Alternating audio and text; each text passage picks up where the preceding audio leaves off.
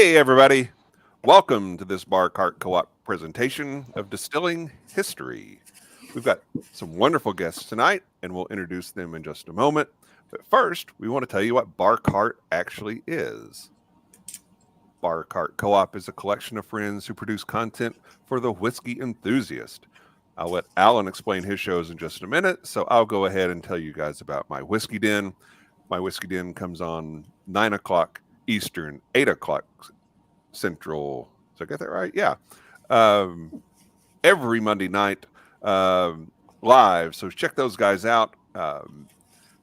Pat and Mike and Mitch and Morgan and whoever else may be there. They have some wonderful guests, some great tastings. It's always a lot of fun with the folks in the chat. Whiskey in My Wedding Ring with David Levine.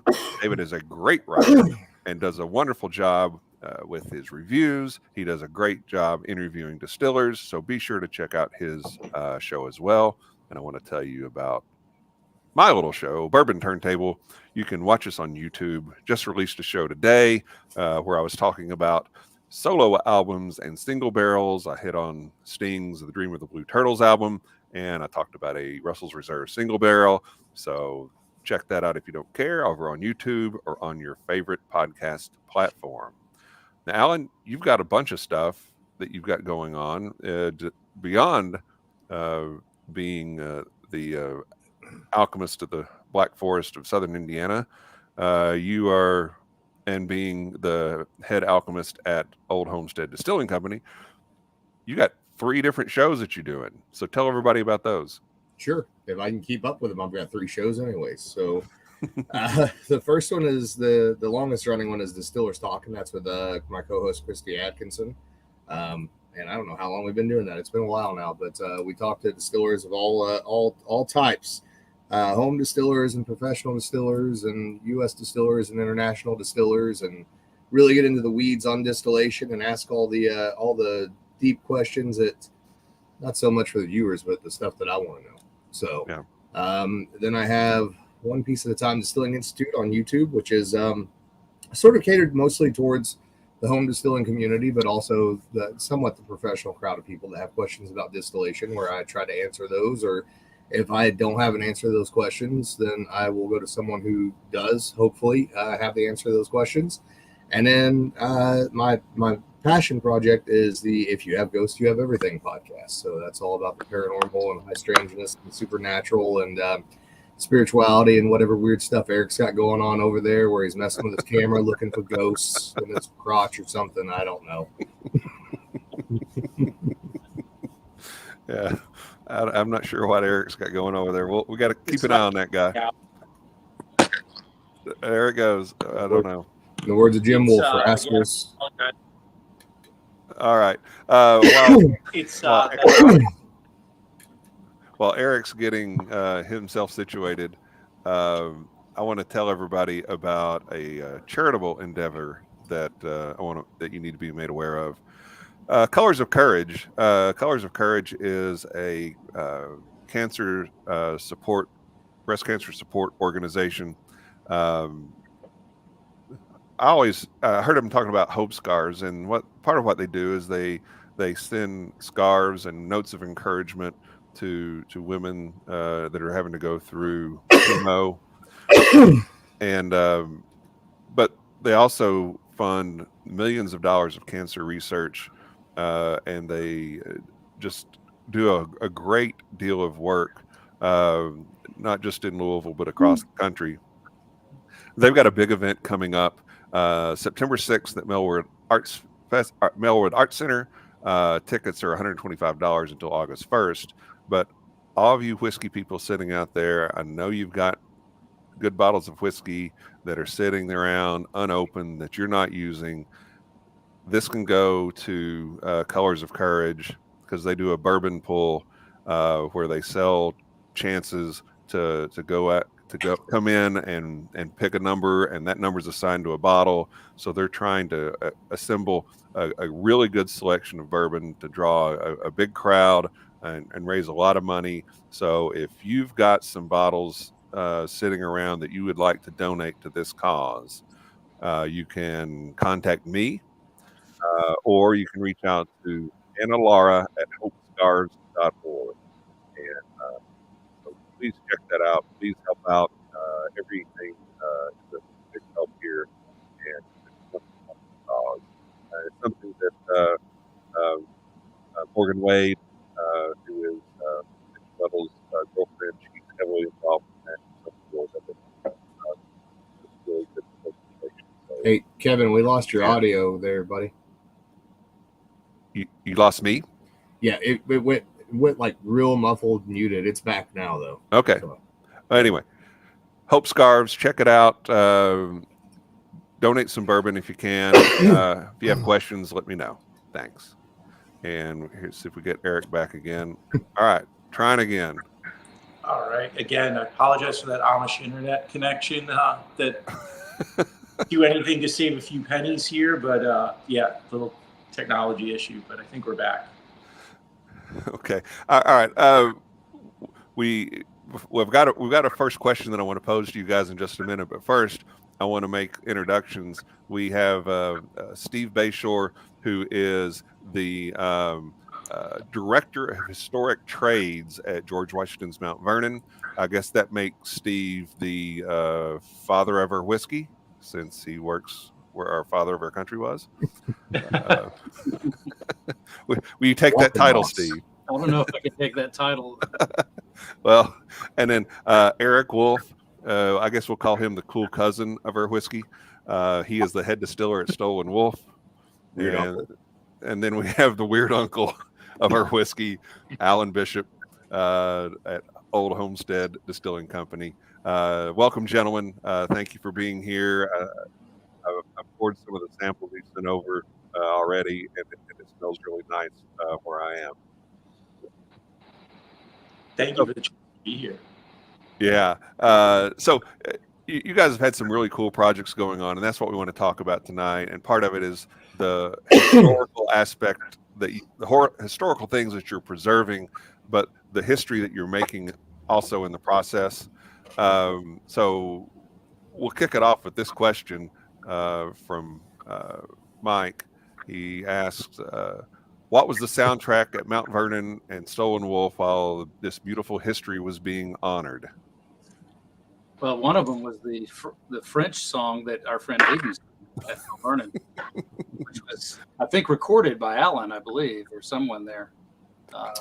Yes, he's done that twice now. The first time was voluntary, and the second time we pressured him into it. So the first time was far more uncomfortable for me than the second time was. He was standing in the wrong spot, and I was checking a still, and he was singing to someone else, and it just got very weird there for a minute. So, but yeah. The problem is that we can't at Mount Vernon. I mean, there's so much you got to be paying attention to. Like you can't. There's not really an opportunity to play music like that unless you like have somebody there with a live instrument, sort of thing, right, Steve? Yeah, that's right. I think that the noise of the building's really the music, which is part of the charm of it. The water flow through the building, the fires, and a lot of conversations between the folks contributing, which makes it that type of coming together experience, which we all love. Some years ago, before I knew y'all, though, I have a buddy whose son is in a bluegrass band, and I cajoled them to actually come play at the distillery in the corner, and the mist was drifting by him, and the first song of the day was Rye Whiskey for Breakfast. Somewhere I have a video of that, which I need to release because he's a heck of a player. He's one of those guys, I had a dobro that I couldn't play that I bought, and he came to the house and he picks it up and plucks for 3 minutes, and all of a sudden he's playing dobro. It's like, that's pretty good, Jason. That's pretty good. I'll put my guitar down now and listen to you. But that's awesome. I'll find that one day. And Pickerel used to play music from his laptop. He was kind of sitting in his throne there at the proofing table, and Dave had a little external speaker he'd plug into it so we could hear it. So yeah. But as Alan said, usually I think the conversations that happen are what we're most in tune to. Well, to build off what both of those guys said, it really is a symphony of the sounds that are happening there. So much so that if someone goes to pour water intentionally, everybody turns because you hear water hit the floor and you're so conditioned, much like that siren that just went by, everyone's like, oh, there must be an emergency. It's so interesting how when you're in a place and you get to know the sights, the sounds, the smells, so much of, and these guys have heard me say this 10 billion times, but so much of artisanal production is using your senses. So as much as we're all music nuts and we're all constantly referencing different songs, bands, periods of those bands, albums within those periods, that sound or being able to hear the sounds of the distillery working really is almost that first line of defense as to whether things are sort of humming along properly. Yeah. Also at Mount Vernon, you got to be on your toes, because not only because of the stills and the processes, but because the jokes are fast and furious. And if you miss one about you, they will eat you alive. It's like chum in the water, man. It's on all day long. And you can't catch up. You don't even know what the point of it was, but you're getting hammered. What are they talking about over there again? They're talking about me. That's what's going on. The next time if you're not in on the last few. So yeah, it's and also we've had folks show up there. Steve is amazing. He's sort of like Ricardo Montalban on Fantasy Island, in that he coalesces all this really amazing stuff and will just casually walk over and be like, oh yeah, here's so-and-so that wrote this book, or so-and-so that did this in their former life and now runs this and does. You're like, oh, okay, awesome. He's been splitting wood all day. I didn't know that was their pedigree. That's so amazing. But just with so many of the folks there and the connections that are made, it really is such an amazing and special place for all kinds of reasons. But again, and one person did make the mistake of showing up in brand new work boots, which immediately were stepped on, made dirty, and we just didn't want them to feel like they didn't fit in. As it should be. Just like when someone shows up wearing nylon shorts and penny loafers. I was going to comment on that. That was a sight to see in the parking lot. Just lucky he didn't get beat down in the parking lot. The thing is, that person's wife even knows who we're talking about right now. and when you guys are kind enough to come up and had been collaborating for so long in the veterans event, I actually spoke to that person's wife and I was like, wow, did they tell you that story about their time in Mount Vernon? They were like, no, but Alan did in very great detail. So the names have been redacted to protect the guilty. Is that what we're doing? Ken Schreiner. No, absolutely. Okay. Absolutely. 5 generations of distillers, and this dude shows up wearing shorts and penny loafers and an open flame distillery. Come on now. I thought he was one of the joggers on the new bike path. I didn't know he was. Does look a little like that. Apparently, all hell has broken loose on the highway out here. Like, I don't know what's going on out there. But all right. Well, as long as they're not coming to your house, we're good. I wanted to add that I refused to do a Chrysler Cordoba commercial, even though Oh man.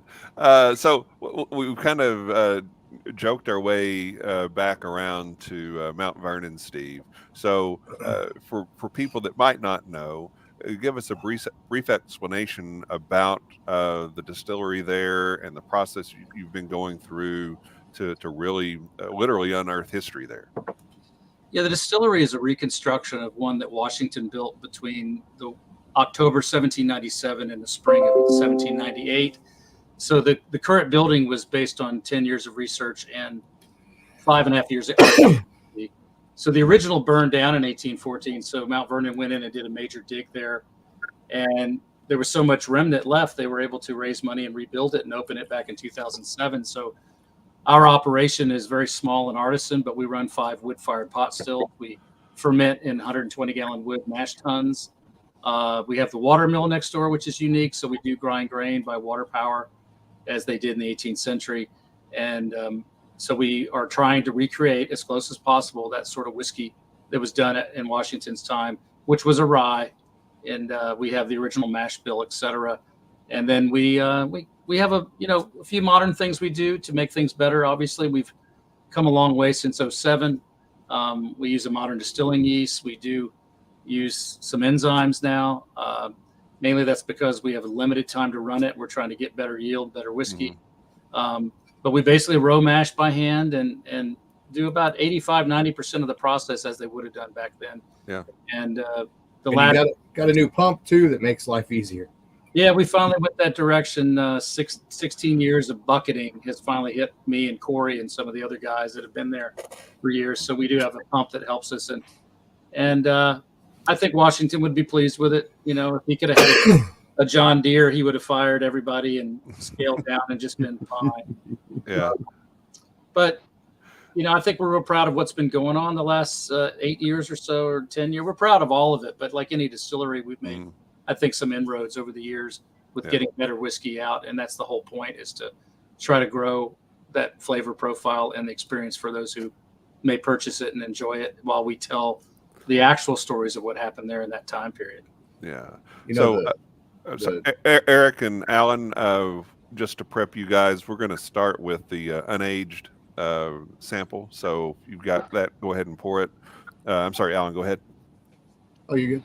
I was going to say the enzymes certainly make stirring the hogsheads a lot easier, but you know, as punishment for new people, because you have to punish new people, you should occasionally set one hogshead with no enzymes for the guy that you just really want to put through the ringer, just so they experience, you know, 120 gallons worth of non-enzymed mash one time. Just one time. Yeah, the rye loves to gelatinize in that condition. Yeah. Steve, we had a question. Do you still get the grains locally? We get them from Virginia, a farm in the northern neck of Virginia, which is, if you know the four rivers in Virginia, the Potomac, and the land between the Potomac and Rappahannock is what's called the northern neck. So it's east of Fredericksburg, so Northumberland County. And they grow for breweries as well as food grades. So they've been a good farm for us. Every once in a while, you know, we get outside our portfolio. We might go to Pennsylvania to Bob McDonald, who Erik knows well, and a couple other suppliers in Maryland that I use occasionally. Yeah. I'm going to go out on a limb and say this is not a 95.5 rye. Yes, sir. That's about 55 to 60% rye, and a good corn component of about, you know, over 30%. Yeah.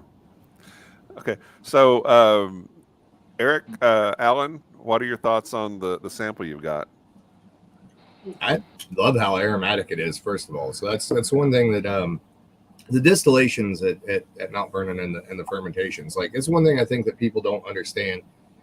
It's a legitimate distillery. It's a legitimate distilling operation, and these guys have learned from some of the best people in the industry over the years, and they've picked out the best pieces of those processes, and they have perfected them for what they are doing. And what they're doing is so different from what almost any other distillery is doing out there, in terms not only of pot still distillation on open flame, etc., but those traditional methodologies, right? This is a quality white dog. This is something you could sit down with and actually enjoy. It's not a harsh white spirit. It has a beautiful aromatic nose that is almost brandy like in many ways. There's almost an apple sort of characteristic that really comes off of that. Very floral, very upfront, very rounded on the palate, very oily on the palate. And the other thing that always happens with the George Washington stuff that I love is there always ends up being just that little hint of that distillery smoke.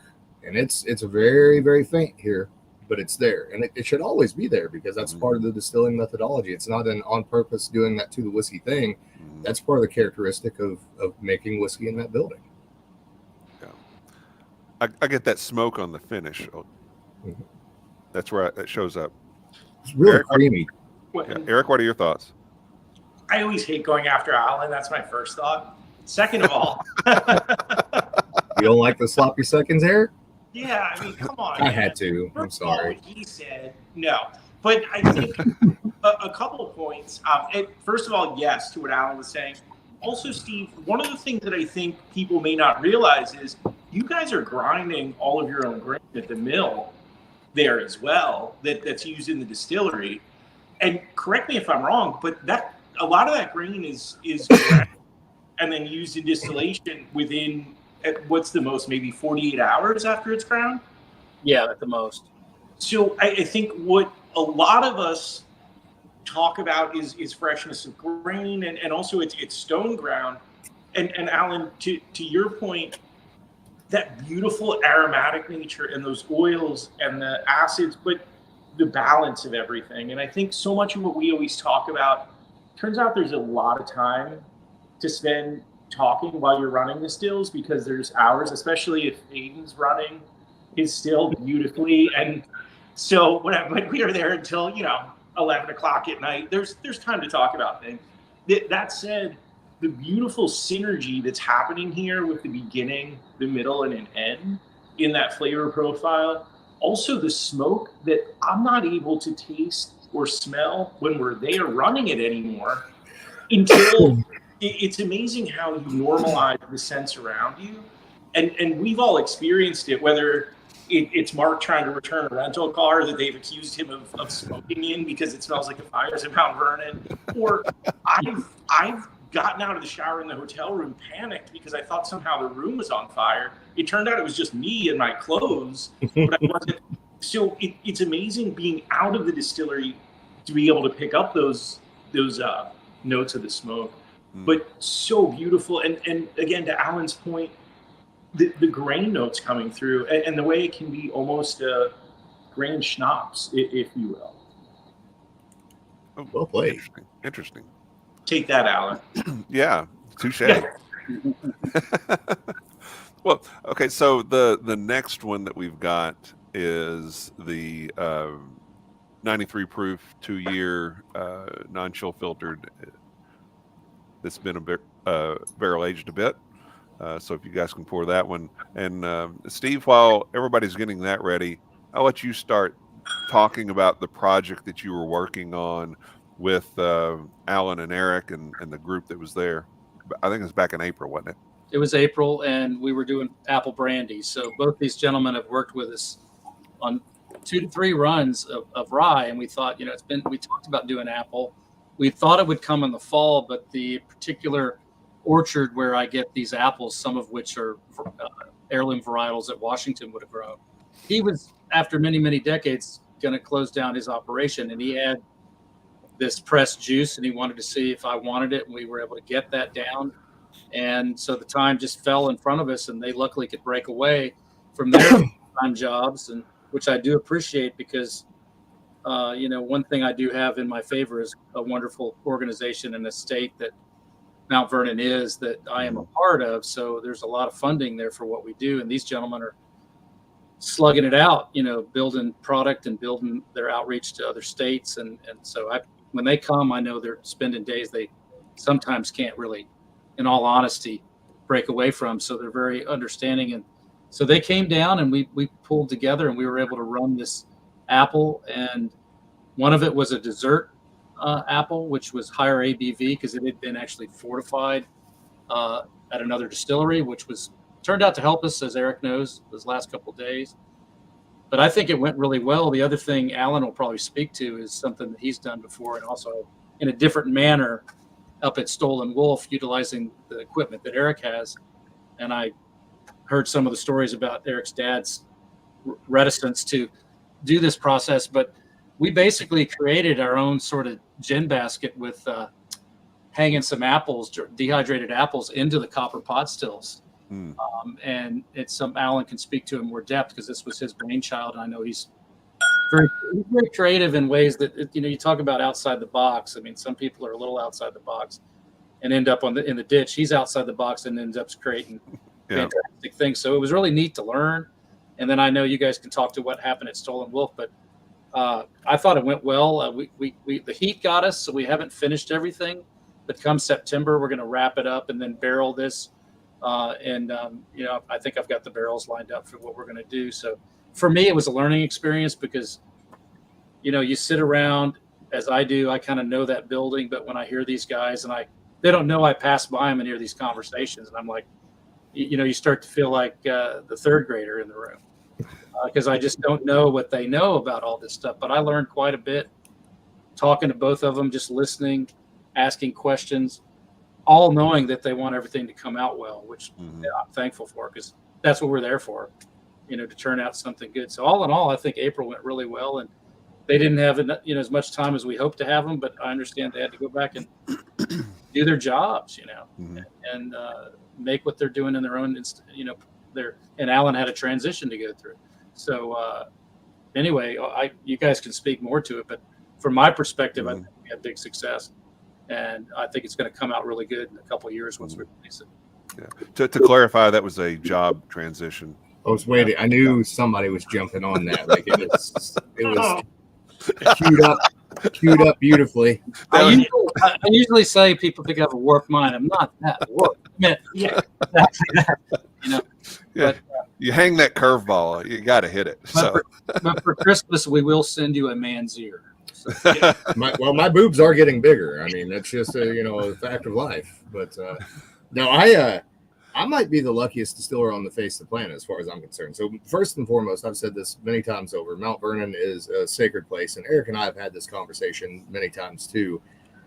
You have to be really dedicated to what you do to want to be there, not only just because there's great people there, which makes that worthwhile, etc. It is a good time. But to be in that kind of environment and do this, like if you're not dedicated to distilling and you don't love distilling, you're not going to enjoy this nearly as much as you think you would in your head. Like it's legitimate work, and it's not an easy environment all the time, for sure. So Erik and I both kind of look at it as a sacred space or some sort of a transitional moment that you go through when you go to Mount Vernon, right? It's kind of a reset for distillers in many ways, or the mecca for distillers.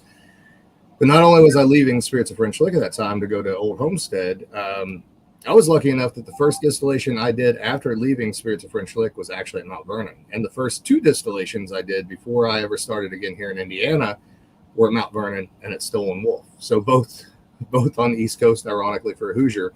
And then, of course, leave it up to a Hoosier to decorate your still with strings and, cheesecloth and all that fun stuff. And thankfully, both of these gentlemen were kind enough to indulge my backwoods hillbilly when I said, hey, let's throw some apples in your still in really weird ways and see what happens.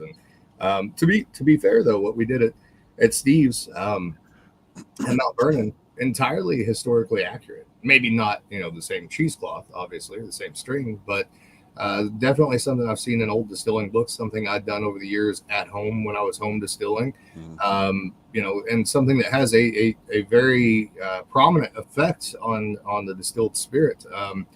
Not only in the case of this apple brandy, which was made from some beautiful cider, and having the help of Aiden as well, Aiden Pemberton, our good friend, who's a excellent cider maker, but the aromatics that we're able to pull off those apples that we cut up and we put in the still, we hung a cheesecloth literally by string in the still head and let the vapor from the apples pass through that in order to pull some more of that apple flavor, as well as the aroma in particular, and also to build the mouthfeel, because that's really what we're using that for. So from the first time I went to Mount Vernon, I love rye whiskey and I love being at Mount Vernon in general, but I always wanted to make apple brandy there. That's I'm a brandy person through and through. There's no doubt about that. If I could afford to make brandy all the time, I would make brandy all the time.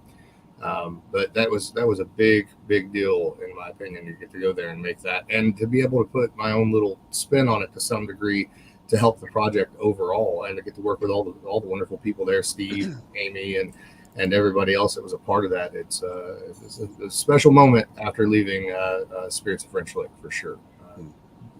Almost a reward for time served, if that makes sense. So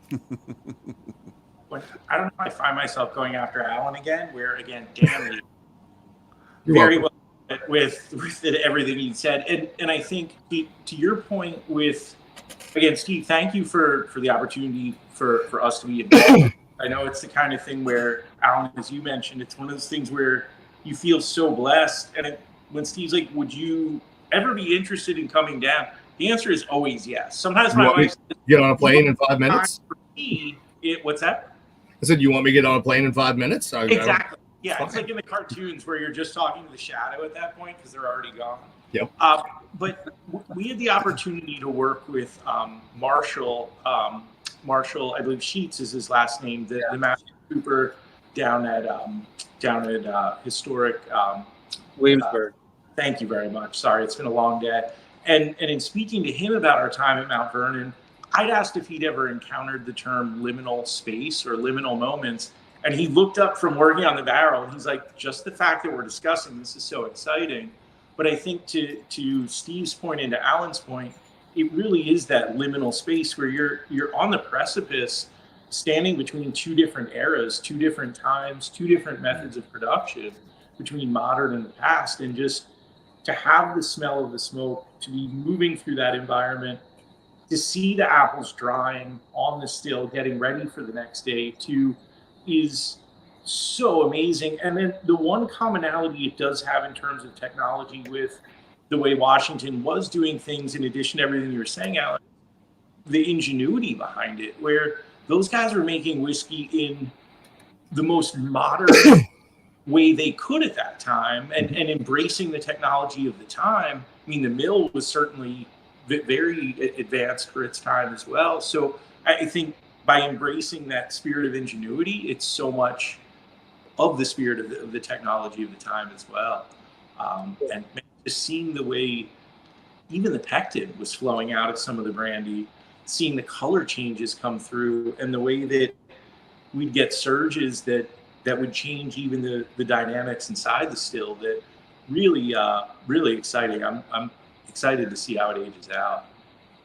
This sample, this 2-year, oh my God, is this amazing. Thanks, Erik. I mean, coming from you guys, when you do taste our stuff, it really helps me feel good about what we've been doing, because with your rye and your bourbon, both of you guys, I've had both of your stuff over the years. It's fantastic. And I always, promote you guys on a lot of tours that I give, and particularly East Coast folks, as they can get to Lidditz. And but this whole project with you, Alan, and Last Whiskey, your name has come up a lot when they ask questions about, how do you guys achieve all this stuff? So one thing I will add technology wise is, don't talk about it much on tour, but in the records, they had 2 pumps in the distillery made of tin.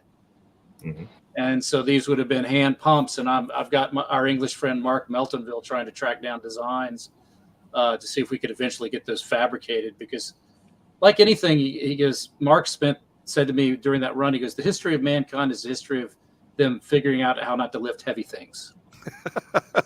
Yes. I should just a history of how to be like water. And the other thing Mark says, which I love, which is so true, and you guys know how he is, he goes, no one lived in the past. No one lived in the past. So even though we're experiencing it through our eyes of, how they thought, these were human beings doing a job, trying to achieve a product to make money for Mount Vernon and for George Washington. 6 of those were enslaved men, with no buy out for what came out. And yet they were slugging it out there with the other 2 paid staff. So like, if you do trades of any type, whoever taught you, you have a lot of respect when you see somebody of a certain age. You go, that guy's been slugging it out for 45 years. I mean, you think of you thinking about Dick Stoll, Erik. Oh man. And with Dick too, it's amazing how much Dick, as you guys know, gave the tip of one of his fingers to a barrel loading machine at one point. But I mean, it's just amazing that I can't imagine. Also, the fact that you guys were literally working harder than they did back then, because you were doing it without a pump. Where I remember when you told me that, I was like, I knew you guys were working hard, but you were working harder than they even were back then without the aid of the pump, which is truly, I don't think people realize, A, how physical it is to be a distiller. The other day, Alan trading pictures of sweaty shirts, like it's some like male badge of honor, where there is sort of that macho nature in distilling, but I don't think people realize. I mean, Steve, how many days in a row do you guys produce? 35 usually straight. I mean, 35 days of having to feed wood into those fires, warm, cold stills, have the water flowing, make sure there's not leaves obstructing the pump, feeding the thing, doing where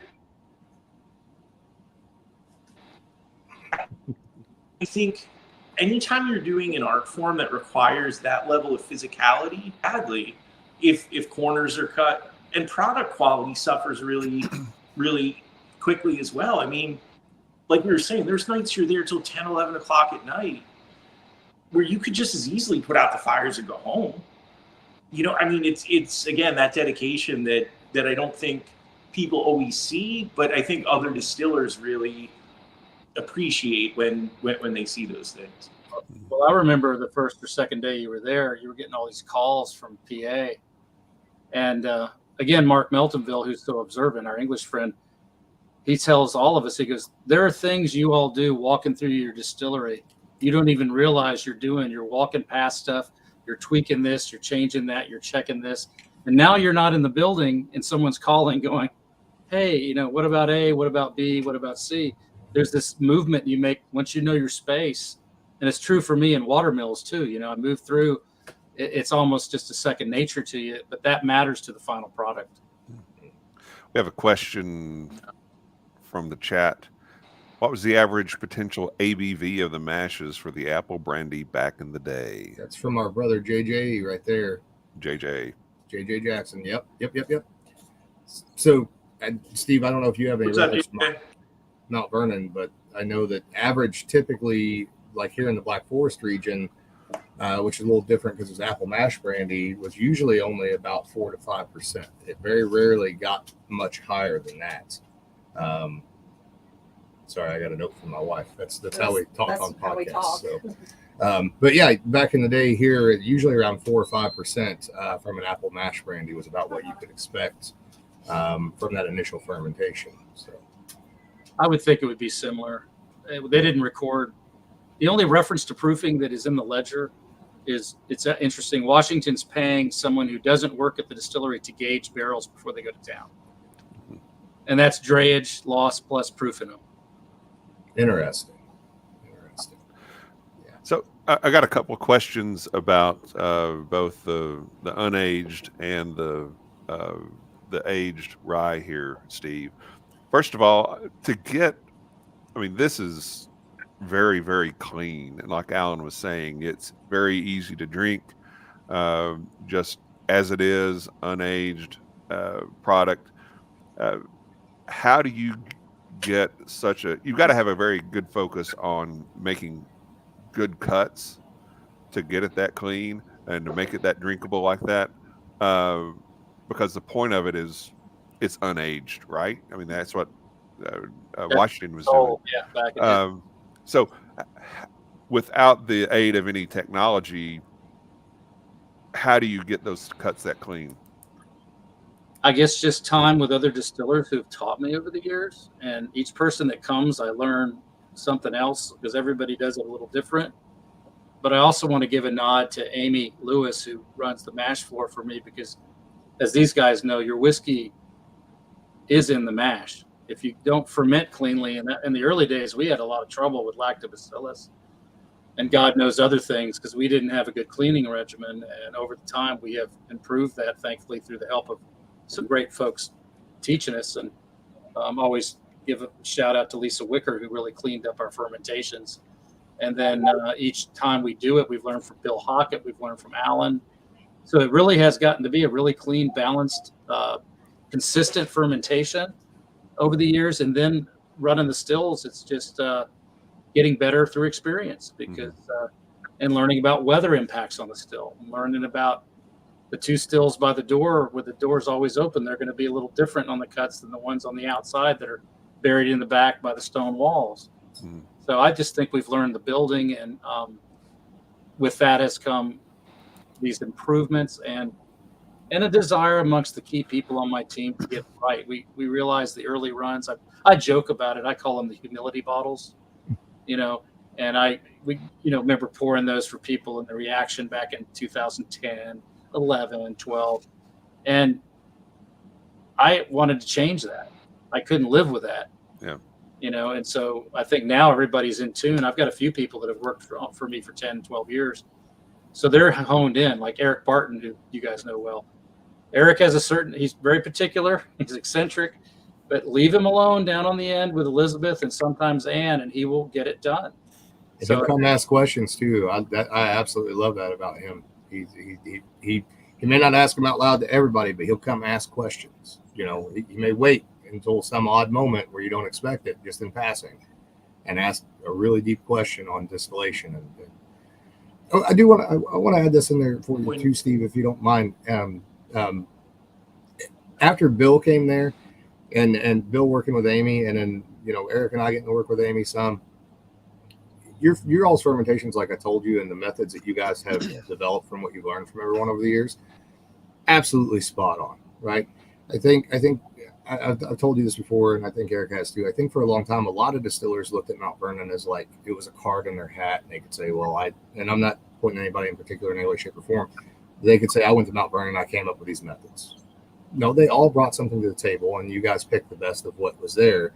And your fermentations are absolutely phenomenal now. And the other thing that's going on with Mount Vernon, again, I want people to realize this.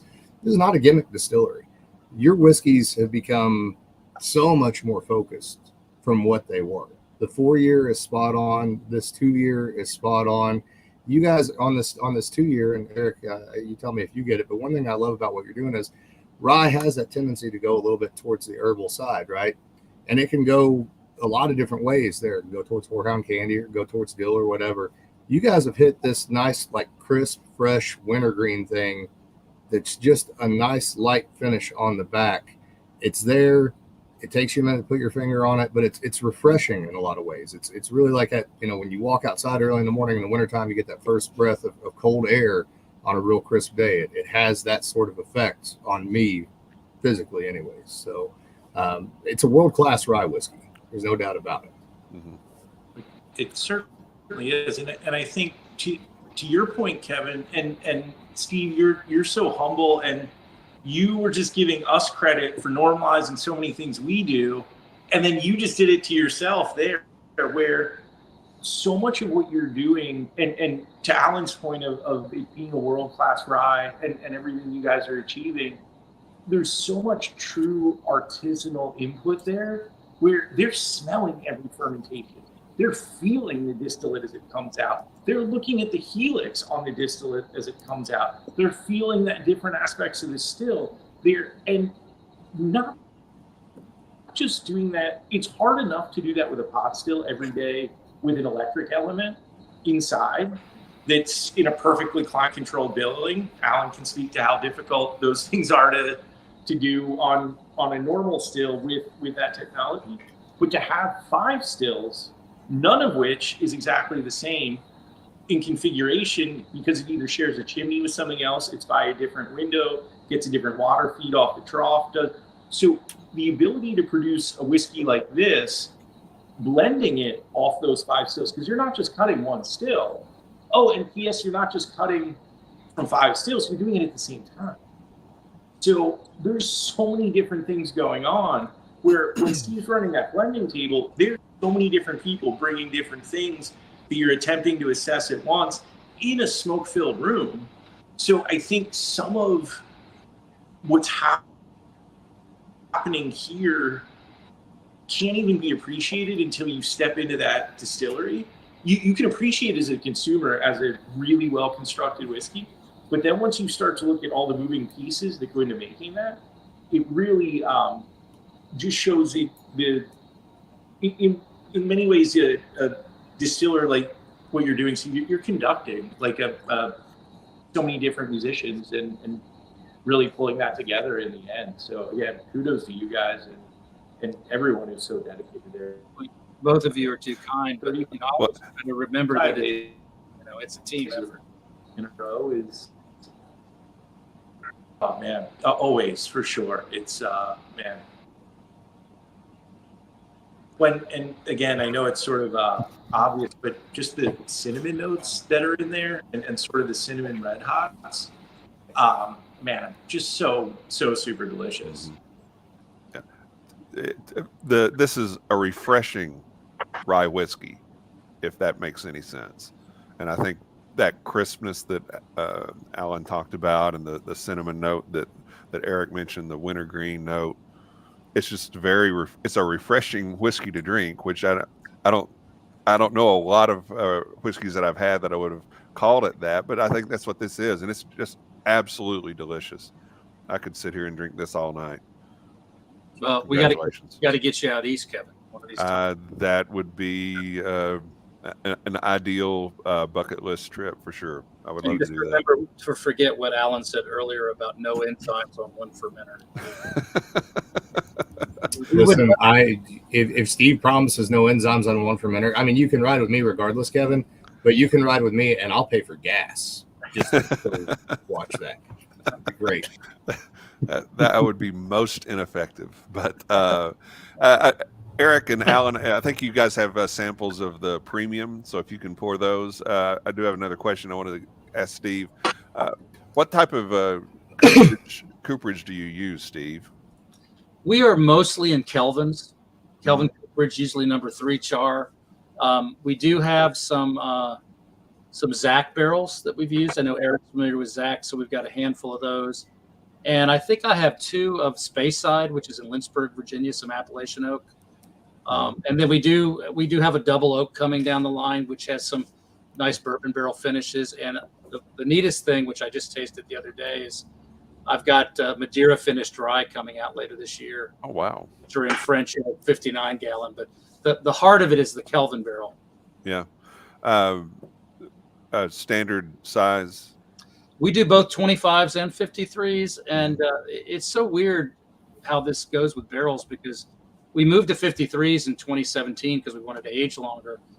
2 weeks ago, Amy and I dumped some 25s. They were 4 years on the nose. Mm-hmm. It's some of the best stuff we've ever emptied. And I don't know whether to drift it toward the premium or make it our next straight rye, because we've got some older barrels coming down the pipe. So, but it's just interesting. Early on, I didn't understand much about cooperage, and these guys can speak to it. Sometimes you'll have 2 sitting side by side in the same location, and one's just golden and the other needs more time or isn't quite there. So I know now it speaks to the wood, speaks to maybe the tree, even when it was cut, the length section of the tree was cut, or the time air dried, even, all these factors. But that's the fun of it, sometimes just to go through barrel tasting and see what you got. So, but we've been pretty happy with Kelvin. They're great folks to work with. They're always, like during the barrel shortage a few years ago, I called out there to get my barrels, and we don't buy a bunch because we're small.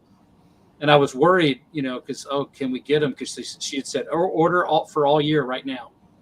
And I said, well, what if this happens or that? And she goes, we'll always take care of Mount Vernon. Don't worry. And that's where it's like, I always tell people, George Washington opened some doors to, and I didn't realize that when I came from a small museum. And I remember I had to make some calls back in 2007 for a film shoot. We had to get some malted barley. And the minute I mentioned Mount Vernon, the guy on the other end of the phone was all excited to help. And so it's pretty impressive that some man that died so long ago, his reputation, and it's not Steve Bashore. It's like, behind me is this tall dude. If you're going to name drop, name dropping George Washington, that's pretty solid. Yeah. It's interesting psychologically, just what he meant to the country and still does. So, yeah. But I just stand there like the farm manager would have. He's like, yes, sir. And we have a couple guys that play Washington, which is really fun to work with them. And that's a story for another time. But I've been in period costume with those guys, and funny stuff happens. Erik, what do you think about this premium? Has the Amish internet got him? I think either that or the premium got him, which is one of the two. All right. Well, man, it's phenomenal. Okay, there he is. Yeah. Can you hear me now? Yes. Sorry, and I'm sorry, Steve. What is this? This is phenomenal. Well, this is 5 years, 8 months old, and it's the oldest we've ever released. And so I think some of the spicier rye edges are rounded off some, so it's a little softer up front. I think it has, which we've been trying to improve. The finish on this is better and longer. We had some short finished ryes that were 4 years, 5, and this is, I think, well, to me, it's the best expression we've done to date. What's so interesting? See, he finally got to go before Alan, and then I know it. I set him up. He didn't want to go after Alan, and this is what happens. So, all right. Well, Alan, it defaults to you, my friend. Yeah. So this one, I'd absolutely love. So it's interesting that wintergreen thing is still at play, but it's so much more like it's restrained, but it's also concentrated. Like when you get it, you really get it at the kind of mid back of the palate. But more than that, on this one in particular, Steve, Man, and Kevin, you tell me if I'm wrong on this too, because you know this flavor as well as I do, because we both love that malted rye the Limestone Branch used to do. Mm-hmm. This has got some of that like peach skin thing going on in it for sure, and it's pretty pronounced on the back of it, and I absolutely love that. It's chewy too, and really creamy. I'm sure that maybe there was probably a little lacto there when you were fermenting, which is a positive when you get to this age for sure, because you get so much of that mouthfeel coming through in particular. But yeah, this is phenomenal, man. Thanks, buddy. And I think the other thing is we finally got away from chill filtering back in 2020. And I just noticed the difference in mouthfeel between the chill filtered and the non-chill filtered. And, God bless Joe Dangler, who's worked with us for years. He's really old school, and he was a proponent of chill filtering. And but when COVID happened, nobody could travel. I took the opportunity to let's just try it. Yeah. Proof up a bit, and I think it's better for these whiskeys to be in 93. That is absolutely phenomenal right there, without a doubt. That if for people who are really into rye whiskeys, if they've had some of those malted ryes, Kevin, like you could blind people on that, and they wouldn't know that that wasn't a malted rye. I mean, there's so much of that peach or apricot character to it. It really comes through, and it shies away from the cherry and the typical like blood plum sort of thing though too, and absolutely none of that dill sort of characteristic that people get from MGP so often. It's rye whiskeys like that, notwithstanding where it came from, but that kind of thing will change people's minds about what rye whiskey is and can be, in the same way that the stuff that Erik makes will change people's minds on what rye whiskey is and can be. Yeah, I'd like to say a word about Erik's ryes and bourbons, because he's been kind. When he visits, he's very generous, and he'll leave bottles, and it's just like, we like to joke with each other, obviously, but I had some of this wonderful Rick Stoll bourbon that seems to be empty, Erik. But every time I go up there, you're doing something more creative, and rye is always just so solid. So people that get into rye at Mount Vernon, I always say, look, you're 2.5 hours away from a very incredible rye whiskey. You got to go try up in Lidditz. And a lot of Virginians travel into PA a lot anyway, in Lancaster County. So anyway, I just wanted to say that I think Al and I both enjoy what you're doing.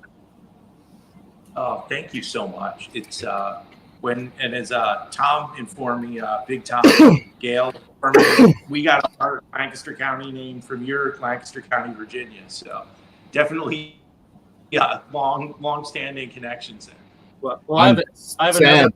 Go ahead, Alan. I was gonna say I'm sad he didn't do Big Tom's accent. Just saying. Like, if you're gonna quote Tom, you kind of got to do the accent. Oh man.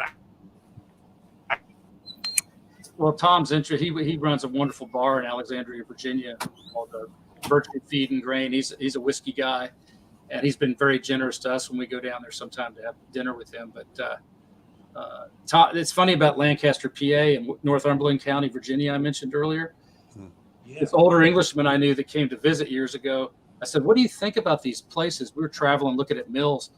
These are names of the counties and shires that you grew up in. He goes, yeah, I know the names. They're just in the wrong places. Because that's Northumberland's north in England, now south, and so it's just funny. But you kind of broke up during the 5-year-old, Erik. I know you enjoyed it, and we've been on Mount Vernon. I kind of want to get into what you guys have been doing with what's going on. What kind of was started at Mount Vernon a bit with you guys chatting, but the story gets a little more interesting, I think. Again, just this is phenomenal. And as I was alluding to before, Steve, that you bring together are so amazing, and getting to. I had done podcasts. And sorry, I hung up there for a second.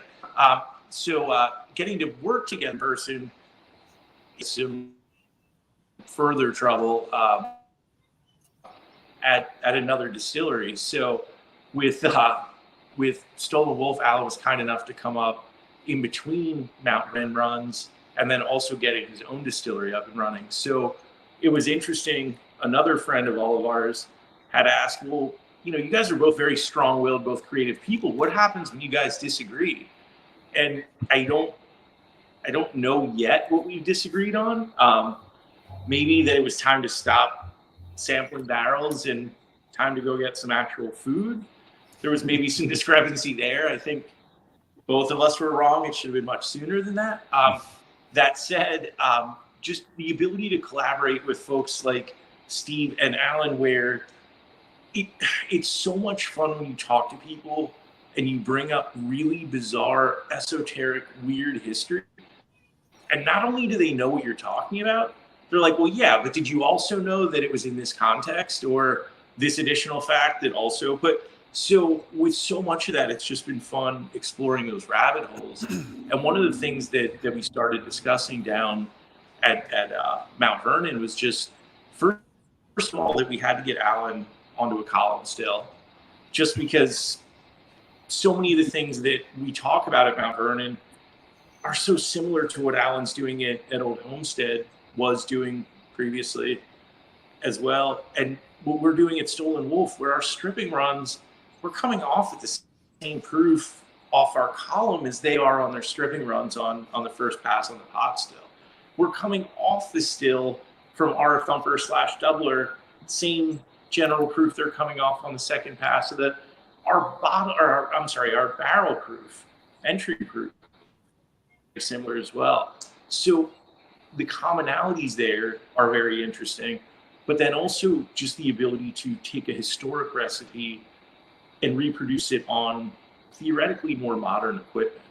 So when we were discussing, looking at this, well, right here, this book kind of came up, and this is a great example of what I mean, where when you discuss this weird sort of home printed book from a local historical society, and the person you bring it up to is like, oh yeah, I know that. I've read that online.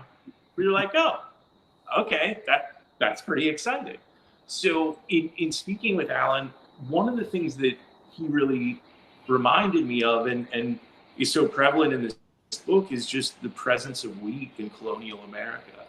And it's something I think now we don't necessarily associate Pennsylvania with so much wheat production, but one of the biggest exports in Pennsylvania was wheat at the time. So I think knowing that we wanted to make a rye whiskey, also knowing the influence of wheat in colonial America,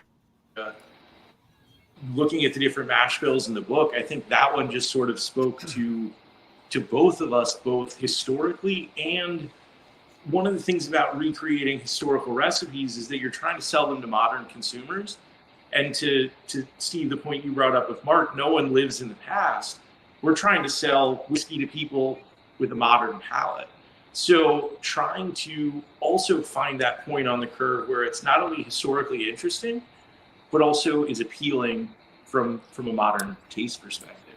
So I think in running that mash bill, Alan, I don't know about you, but we've talked about it so many times, but just the sweetness that came through, that sort of pastry flour, for better or worse, that we ended up working with, I think really did give us some really flavor. And it's interesting because to Steve's point and Alan's point, working with rye, you don't have to use enzymes, but if you don't want to hate life, you have to use enzymes. So for us, the ability to work with rye, use enzymes, and then all of a sudden try to work with wheat, where it turns out that Lancaster County water just gets really, really hateful and angry when you try and add wheat to it. It wants to dough up and ball up. So also, the fact that I got wheat that was probably a little too finely ground didn't help. But I think the flavor we were able to get out of it, and then also part of the fun thing with collaborating is just the happy accidents that happen. And I know John Lennon and Paul McCartney used to talk about when they would write lyrics, the first step was to handwrite them, because there's happy accidents that happen when you go to type it in phase 2, and that handwriting can get misinterpreted sometimes in great ways. And what happened in Al and I both being so busy, sleep deprived, doing 10 other things, when he had mentioned adding a cheese culture, I thought it was a day sooner. And I think in many, it's been a very happy accident and a very great way to see what that addition to that cheese culture at a different point of the fermentation is done. And really also just the ability to see these white spirits that have now sat for, man, what is it, about a month? 2.5 months? And End of February, beginning of March. those flavor profiles all not only barrel. Uh-oh. Erik, we're losing you again a But little also bit. as they get, yeah. Okay. So Yeah. So let's go ahead while hopefully that Amish horse catches up to pulling the internet forward. And which of these two samples should we try first? In retrospect, Alan, which of the two do you think we should try first? Which ones did he send you? The apple and raisin. So I would do the apple first, okay, for sure. So, yeah, that would be. Also, a real quick commentary on this 4-year. Going back to that real quick. So there is also, here's a fat kid tasting note for you, Kevin. You get cotton candy on the nose, like after it opens up. Like there's a pronounced like cotton candy sugar sort of characteristic. It's really freaking cool that I'd never caught before. But interesting. Yeah, I love it. No, that's a fun note. I didn't get that sample, but gotcha. I understand what you're I will enjoy it for you, buddy. Please do. I will. Take another sip for me. Okay. Well, I will do that real quick. We rub that in.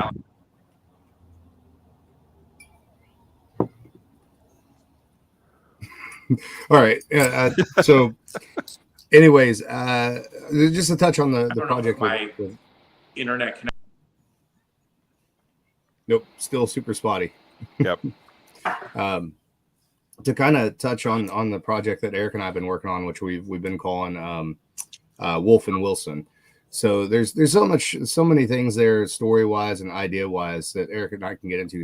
Erik and I talk back and forth a lot. I truly consider Erik a brother to me. There's nobody else distiller wise. There's really nobody else that sort of is in that same kind of pocket that Erik is in. You know, being close in age to me, etc. That where we can really kind of bond in that sort of way. And so Erik and Aviana, obviously. You know, being nice enough to invite me out there to work on this project has been amazing. The times that I've been out there, I plan on going back again this fall. My thing is I'm going to work Mount Vernon and Stoll Wolfe into every fall. That's part of even the deal going to Old Homestead was that was part of it. But nonetheless, the idea was for me when Erik started talking about this, we kept talking about, okay, what are we going to do like mash bill wise? And I thought, well, how cool would it be to take something like the Lee Sinclair mash bill, invert it and turn it into a rye whiskey and use some oats in that. And the idea was, you know, you hear all these stories of distillers that come from the East and they go to the West, but you never hear anything about those Western distillers going back East and contributing anything. And we talked about that for a little while before we came across the Hans Friends Gelwick book, which is an account book of a shoemaker and distiller, which is kind of an interesting occupation in the first place. It's literally accounts of the various people that he was selling things to or people who owed him money, etc. But within those pages, there was a pamphlet that was written about distilling at that time in the mid 1700s. And it was kind of all about how to set up a successful distillery. And although they weren't really mash bills, they were sort of outlines like, hey, here's three basic mash bills that you can make that make good whiskey. And amongst those was one for 1 bushel wheat, 1 bushel rye, 1 bushel of rye malt, and a peck of oats. And I thought, well, that kind of fits the bill, right? Because I've played with oats for so long. Let's do that. And it's, of course, a historic Pennsylvania rye whiskey mash bill. The other part of this was, like Erik said, getting me onto a column still, quite a bit different column still than what most other people have at their distilleries. And the way that Erik runs it, which is very intuitively and not based off of automation, but very much based on sensory perception and what you're actually doing with the distillate coming off the still and the temperatures and the proofs. But we wanted to make this a true collaboration. So while Erik was providing the still, the distillery, all that stuff, I sent him yeast and I sent him cheese culture.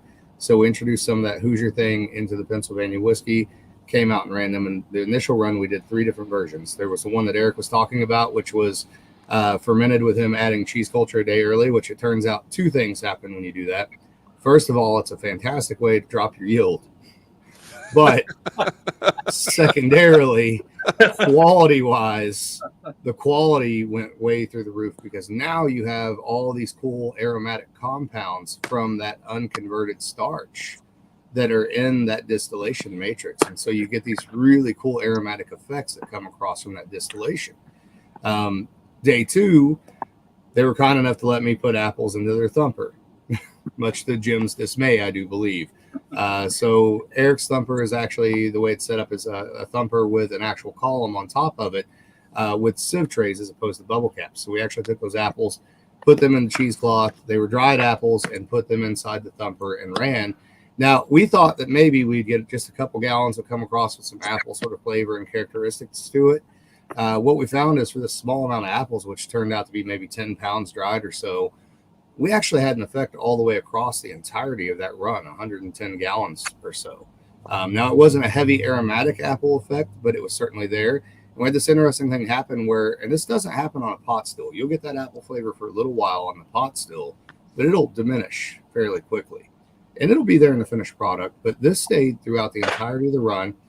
And what would happen is we actually started to break down all of the pectin. So you'd have a bucket that came off the still, clear as a bell. Second bucket would have a little color to it. Third bucket would look like apple juice. By the time this distillation is done, there's nothing left of the apples except for pieces that Jim has to pick out the distillate for days to come, for whatever that's worth. So day 3, which I unfortunately wasn't there for the distillation, we decided to do apples and raisins. So again, another thing for mouthfeel. Also, of course, there was the old raisin run that Dick Stoll was involved in at Michter's back in the day. So a little tribute there too. Ironically, Erik and I have, we don't disagree on anything production wise. And when I'm not drinking, something I've distilled, chances are most of the time nowadays I'm drinking something that Erik has distilled. I absolutely love his whiskey. It's a very graceful whiskey, in my opinion. It just has a wonderful aroma and a wonderful mouthfeel to it in particular. Very highly underrated in the market, and I think it should be much more widely distributed than what it is. And I think people should really seek it out. But Erik's distillation style, my distillation style are just different enough in that his is much more of a clean, graceful distillate. Mine tends to be a big, heavy, oily, bold. I don't know why people enjoy it, whiskey. Ironically, when he did the one with the raisins, I think what you'll see is, especially Kevin, because you're so familiar with my whiskeys, he hit my style of distillation on the distillation that I wasn't even there for. Like 100%, like it tastes like whiskey that I would make at my previous employer. And I still am struggling to figure out how that works. But nonetheless, we went all throughout the county and checked out the old distilleries there. I mean, Erik said there was 160 distilleries in that county at one point in time, which is insane. And there's still pieces of them left. There's still mills left, still pieces of mills left. And we were actually able to go out and clandestinely gather yeast strains from a couple of those old distilleries, which meant that, somebody saw Erik standing next to a covered bridge randomly in the middle of the day with a Q-tip in his hand. I don't know how often you see a guy that looks like that standing next to a covered bridge with a Q-tip in his hand, but I keep driving. So he got off the bridge just before the cops came. Well, and the goal here too is that those yeast strains, those are never going to get used in Indiana. I want to make this abundantly clear. I respect Pennsylvania and Virginia too much to ever do something like that. So anything like that I ever work on historically, that stuff will always go back to the state that's from. Erik and I will use that Habecker yeast strain and the Kaufman yeast strain for projects, specifically this mash bill, because the plan is to keep riffing off of this mash bill for a while. There's other things we can do with other yeast strains. Maybe we can do some dried peaches in there as well. Might be kind of interesting. Maybe we can play around with, switching out the wheat for some wheat malt at some point, right? But just keep riffing off of this thing as a collaborative project that just gets released in very small lots. The other reason this was important to me, both these projects, by the way, guys, I think both these guys know this, So my Bishop family came through that area of Virginia when they came to the United States, and my Wilson family came through that area of Pennsylvania when they came to the United States. So it's a little bit of going back home to your roots, and where all this comes from in my family is obviously on the East Coast, right? Nobody sailed here from the old world and landed in Indiana. So they had to come in from somewhere, and that's where they came through. So that's been a really important part of this for me as well. Mm-hmm. Erik, are you back? You back, Erik? For those technical difficulties, in retrospect, doing this from a cave in Afghanistan was probably not the smart action. Sorry, you got left behind. I know. Again, yeah, we just waited. No, sorry again about that. But yeah, so and to Alan's point, it was so cool to see. Other than I think it's my dad who had to get those damn things out of there, but the apples and the way they would work in the thumper and just sort of the natural ebb and flow of everything. And as any distiller will tell you, you know how your system works, but then when another distiller sets foot in your distillery as they're about to cross the threshold, suddenly gremlins start working throughout the system. So that was another thing too, which is always great to have Alan and Steve there because they know how those things work. But I swear, I'll have our boiler dialed in, I'll have the cooling tower, everything will be working great. One of these two guys will just text me, letting me know they're in town. Everything goes haywire because I want to impress them so much. And then it's like, no, of course, physics are not. But that said, the difference between even the apples and the raisins, the way they restricted the flow a little bit, I think even some of the residual sugar in there that may have come through a little bit. Really interesting to see the difference between the raisins and the apples, and even just the acidity of the apples and the way they played. And so basically we've got this mash bill. I believe you guys have samples with the apples and the raisins. We also have a little bit split off as well that has no apples or raisins in it as well. And for us, just the ability to sort of have a Rosetta Stone that we can compare everything to. Because if everything is infused, then it's very difficult to know what the additions have added. The other thing that Alan and I have talked about with the project is it's nice with our system that we can get 3 barrels per run. It's because, as we were discussing earlier, and Steve had mentioned, every barrel is so different, and it could be the exact same run, exact same day. Those 2 barrels came from the Cooper in the same shipment. They sit in the same spot in the warehouse, vastly different. So with 2, one could be the best one ever, one could be the worst. At least with 3, there's some ability to have 3 data points and kind of triangulate in there and see. With these, we're also going in a little bit lower entry proof than we normally do, closer to Alan's normal entry proof. We're going in at 1.5 with these barrels as well. So I think should be really exciting to see how that distillate ages out. Also playing around with a little bit of French oak addition in some of them as well. And having those 3 barrels per run as well, guys. The cool thing about it is these may get released as individual varietal sort of things. They may get blended to some degree. There may be a barrel that is sort of like a concentrate that gets blended in over time. And so there's so many options with what we're doing. And the idea here was, because I think for both Erik and I, Erik, he wanted the ability to step outside of what Stoll Wolfe normally does. And I always relish the ability to not have to play exactly by all the geek rules that everyone expects you to play by in this industry. So with rye whiskey, you can add up to 2 or 2.5% or whatever harmless coloring or flavoring to rye whiskey. You just can't call it straight rye whiskey. All right. Well, why not add some apples in the distillation? Why not add some raisins in the distillation, even post distillation? We might even take that barrel with the apple, put some dried apples in the barrel. 2.5% by weight is pretty substantial. 2.5% by volume is pretty substantial. What effect does that have flavor wise? And the truth of the matter is, yeah, there'll be some whiskey dorks that get mad about that potentially. But does it make good product? Does it taste good? Does it make you happy? Is it still within the historical relevancy of the project and the scope of the project? And I believe that it absolutely is. And I also believe it's sad that more people aren't playing around with those things. Certainly, all the distillers that we look up to from the early 1800s, the late 1700s, they were certainly doing those things. And if you get back before that, you get into the guys that were still on the verge of alchemy. That's exactly what they were doing with the art of distillation, right? It wasn't this sort of concentrated thing that here's the same mash bill that we run over and over again. That's not how agriculture works, right? Use what you have. And if it makes better product, it makes good product, it makes product people come back and buy and that they enjoy, then that's what you're going to do. And so that's part of the fun of this. And it's very representative of both Erik and I think in a lot of ways, as well as Pennsylvania historically. It's something I'm very excited about. And the truth of the matter is, Erik and I talked about, me maybe bringing some of that to Indiana eventually. I don't want to. I want that to always be a Pennsylvania thing. It should always be a Pennsylvania thing, right? It should be very much so in that region, in that market. And if you maybe there'll be some online distribution, whatever. But if you want it, you should get it from Pennsylvania because it is a Pennsylvania rye whiskey. And I'm proud to be able to say that I got to make a Pennsylvania rye whiskey. I think that's fucking awesome. Yeah. Steve, what are your thoughts on this rosin with the apple?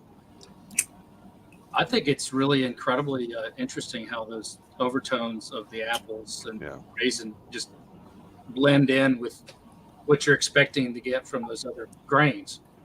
I've never tasted anything like this because I've not been exposed to this. So this is quite interesting and really unique to me as far as a white whiskey to ever taste this type of blended additives that they've done and the way it was done. I've seen Erik's equipment. I feel for Jim is all I can say. But you get Jim we all know it's fun to be hard on Jim. So to get Jim a little mini shop vac, it'll be okay. That's what I'm gonna buy him for Christmas. A little mini shop vac. He can get right in there and get them apple pieces. And I didn't hear what barrel proof you went in on. I was also going to ask that again.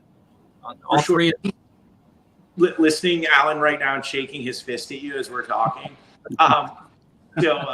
These went in at 105.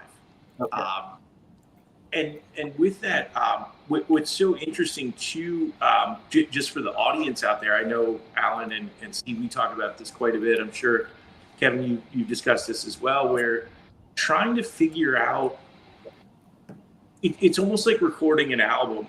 What sounds a certain way in the studio is going to sound very different in someone's car, ultimately. And certain albums that sounded amazing 20 years ago just don't age very well. Some people anticipate what'll do better. Where with a white whiskey, I think one of the biggest challenges for folks is trying to sort of see where that's headed. Because in a lot of ways, you're really just, the white whiskey on its own should be drinkable and should be interesting and should have a great flavor profile and a synergy.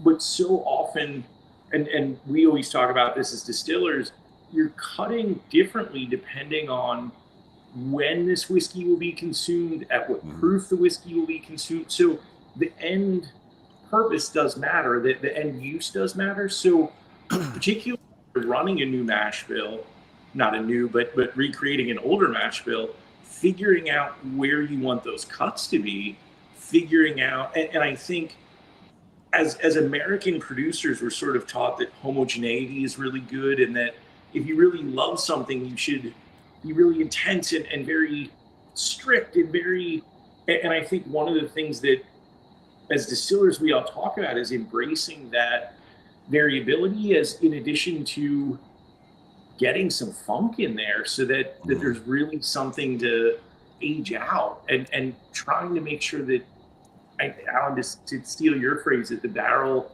doesn't eat the whiskey ultimately. Yeah. And part of that, sorry about that.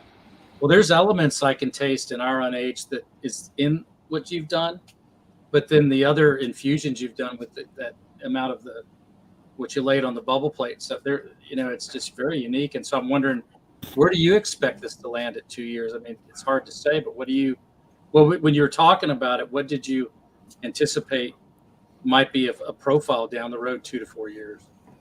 So the apple will the aroma of the apple will definitely disappear. That'll be gone, and we knew that was the apple is very much a structural mouthfeel thing that we were after as much as anything. And definitely, I think you'll still have just a little bit of that, because I think that'll magnify in the barrel over time. That raisin is going to go into in my opinion, and I think Erik probably agrees with this too, I think that will go in a very almost like sherry-like direction between the raisin and the apple and the aromatics that happen there.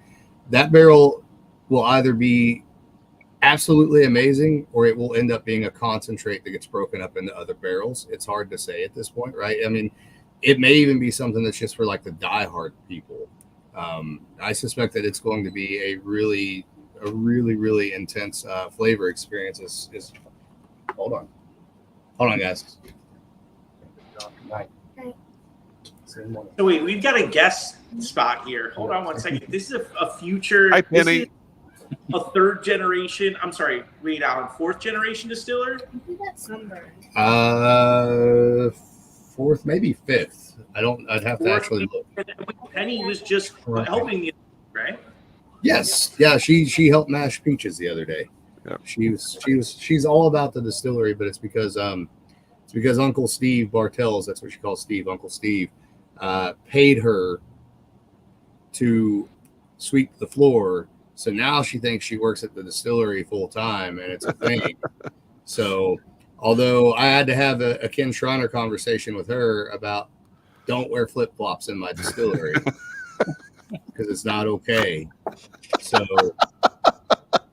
sometimes you gotta there's dad law and then there's boss law. And sometimes you gotta separate the two and then bring them back together and say, and I know you know better. Got this comment from Mike. Right. Right. Oh man. Yeah.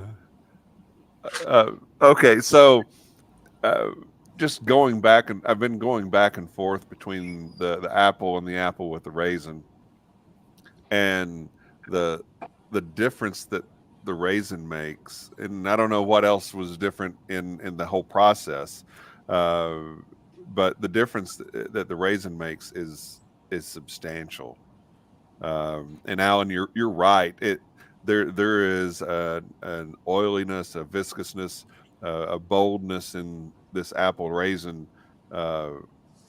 distillate that I think is very reminiscent of the things that I've tasted of yours that are unaged.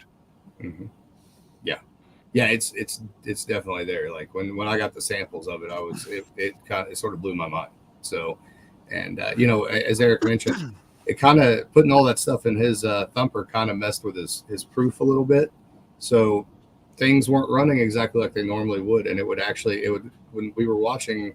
I wasn't there for the raisin run, but for the other runs that I've been there for, you could watch it. It would build on all three plates, and then it would drop to one plate, right? And so the proof is going like 132, maybe 133, then 131. I think even one time on one of the runs there, we got like 129 at some point. Yeah, it was so interesting to see it fluctuate, and also the visual that you could see on the plates, and then the corresponding pectin that would come through, and the color that would come through with that pectin.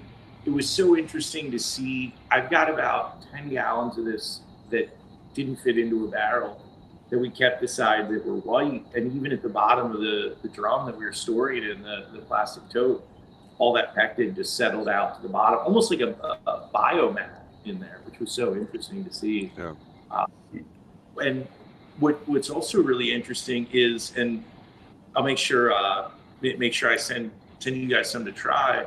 I took some pie cherries recently, some local sour cherries, put it in a little bit of this white that's unaged. And I don't know if you guys have ever had that Polish, I think it's spelled Psaki. I don't know if it's pronounced Paki, but that confectioner sugar that we talked about, Alan, from the wheat, is just the acidity of the fruit really just amped that up so nicely. Very cool. And also one other thing with the physics of the raisins versus the apples, there's more surface area on those raisins when we stick them in there. It's almost not quite like a Rausching ring, but it's more packing, I would say, than that the apples have as well. So you'd almost expect it to have the opposite sort of effect, which, again, every time I have the opportunity to distill, I learn what I thought I already knew was not necessarily true, but really so interesting to see in the distillate. Yeah, I'm really proud of those distillates. I think we've got something special there for sure. Steve, what are your thoughts on the apple and raisin one? Well, I think that the surprise of the influence of the raisin that comes over the top of it for me. I haven't been exposed to this sort of, additive in the distillation process, except when we did the apples, in our stills. But I'm just so happy these guys collaborated. I think it's, and I can't wait to taste what it tastes like 2 to 3 or 4 years down the road, if they're still speaking. See, I got you guys tweaked just enough on your equipment. I'm just wondering who's going to let me put a chicken in their still first. The chicken goes in the fermenter, I thought. No, that's the chicken shit. It's for nitrogen. It's a whole thing. Wasn't it Tyler that said a chicken in every pot still? No, that wasn't. That seems like a Franklin thing for some reason. I don't know why, but yeah, he invented the chicken. People often don't know. I thought that was Colonel Sanders. Anyway, there's also a funkiness on the apple and raisin one that is very cool, and I've done a blend of the two. Oh, good idea. And I would encourage you to try that. Yeah, because it's both of them are really good on their own, and this the blend of the two holds up as well. So yeah, I've got a blend of I think of 3 of them, and maybe one from the last time we did this, Eric, that I did in a bad motivator. So well, they blend well together. That's beautiful. That's even better. Awesome. Question for you, Alan and Steve. Have you ever cut? I know, at least for us personally, we keep trying to cut wider and wider over time as you have more time to see. But it's one of those things too with some of these, and including a little bit of funk, we're always trying to cut as wide as we can while still keeping it clean and focused. But we've never cut it. We always, in retrospect, I think, wish we would have cut even a little wider. I don't know if you guys sort of experience the same with that stuff, where it's like, oh man, we want some funk in there, and then you're like, man, we could have put even more funk in there. Maybe years after the barrel aging, yeah, for sure. Like going back to it, like I think not so much the cuts, but probably there were probably some bourbons that I produced over time that I think in retrospect could have benefited more from some Sweetwater additions, other than the few that I did. But it's so time and resource intensive, and especially like at Mount Vernon, I mean, that would be incredibly resource intensive on wood and time and everything else. And especially if Aiden's in there, using tumbleweed to fire the still. So angel's breath to power the. Well, and my dilemma is we need a certain amount of unaged, and I talked to you about this with you, Alan. It's like, so I have to hit the cut the way we do it, or I'm going to reduce a certain level, because I don't know which tank's going to go to wood and which tank's going to be right. That's one for unaged. So I tend to try to hit a pretty standard way I do it now, and then make the decision once we got everything done and tanked, and preserve those best of those tanks, which we usually land doubling the 137 proof we'll tank it at, stainless steel tank. And then some of the others that we've been doing some different cuts with go to the wood. And that's been a nice experiment the last 3 or 4 runs, is playing with that a little more. Mm-hmm. And there's that segment, we talked about it when you guys were there. When our rye hits 130 coming off that still, it tastes like bourbon. It's very corn forward. and it'll hover in this zone between 105 and 130. And I've been noticing this for 5 or 6 years. So the last 2 runs, I just started to segregate in a separate tank that section, pulling each sample and making sure I don't deplete that tank on proof. And we're going to barrel that in some number 2 char barrels for Alan's recommendation. So we're going to release another cut, which I don't know what the name will be, Estate Reserve or something, with a name denoting it's different than our normal rye. But that's going to be interesting. Anderson's Reserve. Yeah. That'd be cool. What's interesting, the house that Anderson lived in was a man named Captain Posey, previously lived there, and it's called Rover's Delight. That's a good one right there. Yeah, Man. that's good. So that's something else for down the road, but you also always search for names like you do with historical figures, Alan, and there's something with the anniversary of the Rev War coming up as well that is going to allow us, I hope. I've already talked to our CEO about it, and he's keen on doing some special releases. So Good. One of those would be some sort of reserve, whatever name we call it. But I did learn a lot these last 3 runs from Alan about cuts. It was very good discussion for me to get a little more in the depth, and then bounce some stuff off Erik too, because I still feel very much a novice at this. And when they're there, like they said, all 5 stills will sometimes you're mashing, and then all 5 have to be cut. And it was so great for me to go, can you go cut those while I finish rowing this mash? Because usually I have to jump back and forth. Mm-hmm. We did have to talk Alan down off that still at one point. He decided to get up on top of one of them, but there was a reason. There was a reason. It was funny, but we were all joking about it. But we had a vapor leak, and and all deference to Alan, and he's had a vapor leak or 2 also. But yeah. Well, we needed someone of a certain girth to get that head down, and I weigh 222, but he's got me beat. So it was his turn to get up there, and but then it led to hijinks, as it usually does when you have that crew in there. And the ability to extend the joke that this team has is pretty impressive. That's exactly as I got up there and I realized what was going to happen. I was like, this is exactly what the scapegoats felt like when they took him out to the desert to push him off the cliff. And I was like, nope, just live it up. Just go ahead, and we're doing full on Emperor card here. It is what it is. You got to lean into it at that point, don't you? Yeah. Absolutely. Well, he actually enjoyed the hell out of it, I could say. Yeah. Also, again, it's a hell of a thing when someone's like, there's a vapor leak and it's hot. You're the one who's willing to throw yourself into the void, and then your reward eternally, this is how it works in distilling, is to only get shit for it in perpetuity. But that's how he knows we love him. If we didn't do that, he would think something wrong. That's not the only reward. I have that badass picture, which is going on my tombstone one day, man. that's a whole thing. This is his Christmas card picture, I think. So, yeah. Someone had to run and get the thief for him. That was funny too.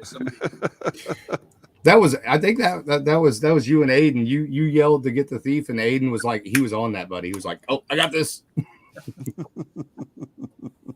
That's awesome. It was such a great time. I'll always remember that.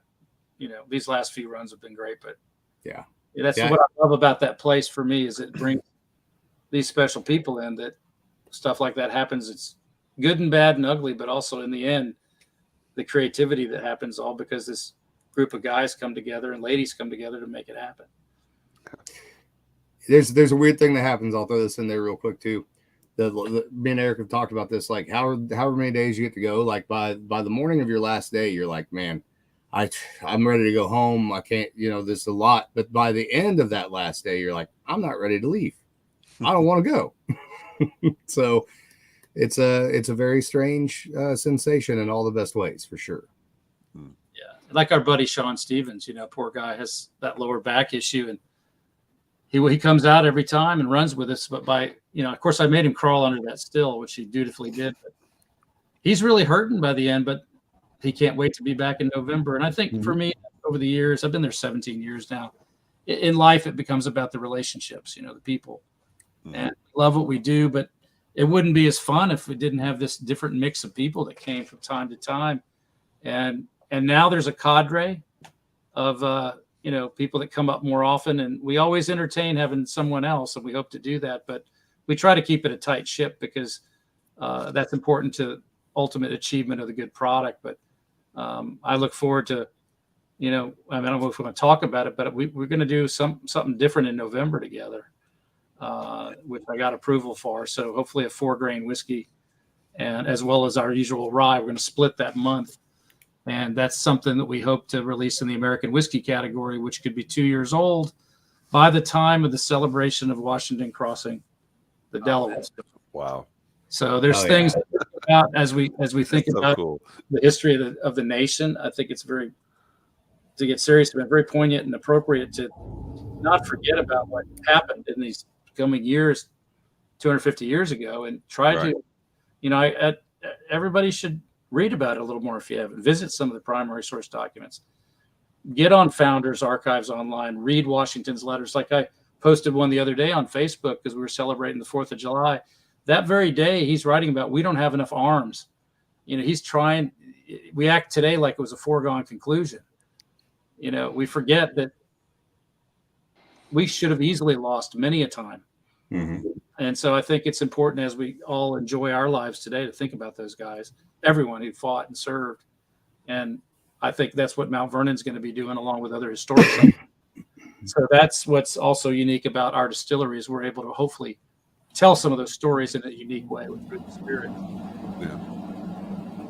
To your that's point, perfect. there was an interview the other day, I believe it was David McCullough. He was saying that from if it was proportional, it would have been 3 million folks that would have lost their lives in the revolution if it were proportional to today's population of the country, which again, just that level of sacrifice for something that didn't even theoretically exist yet is just so unbelievable. Yeah, McCullough's impressive. I mean, he came to Mount Vernon a few times over the years, and didn't get to meet him face to face, but he was at a few functions I was at. Just hear him speak was so wonderful. And if you haven't seen the Adams series, that's a great series as well. But again, I think it's about collaboration for all of us, and and I don't know if you guys wanted to talk a little bit about the historic trades workshop for the veterans that was done and led at Stoll Wolfe, because it kind of speaks to this whole particular train we're on right now, thinking about that. But that was such a great experience just to be part of it. And I know from what I've heard, the veterans enjoyed it very much. And I think it was, just a great hit, and everybody that spoke, and you being such a kind host with your wife and the other people that helped out. I mean, it was nice just to come up and get to just be a visitor in a way and be there, as opposed to you were still running too. You were doing other stuff as well as the barrels that were filled. But anyway, I hope we can continue that.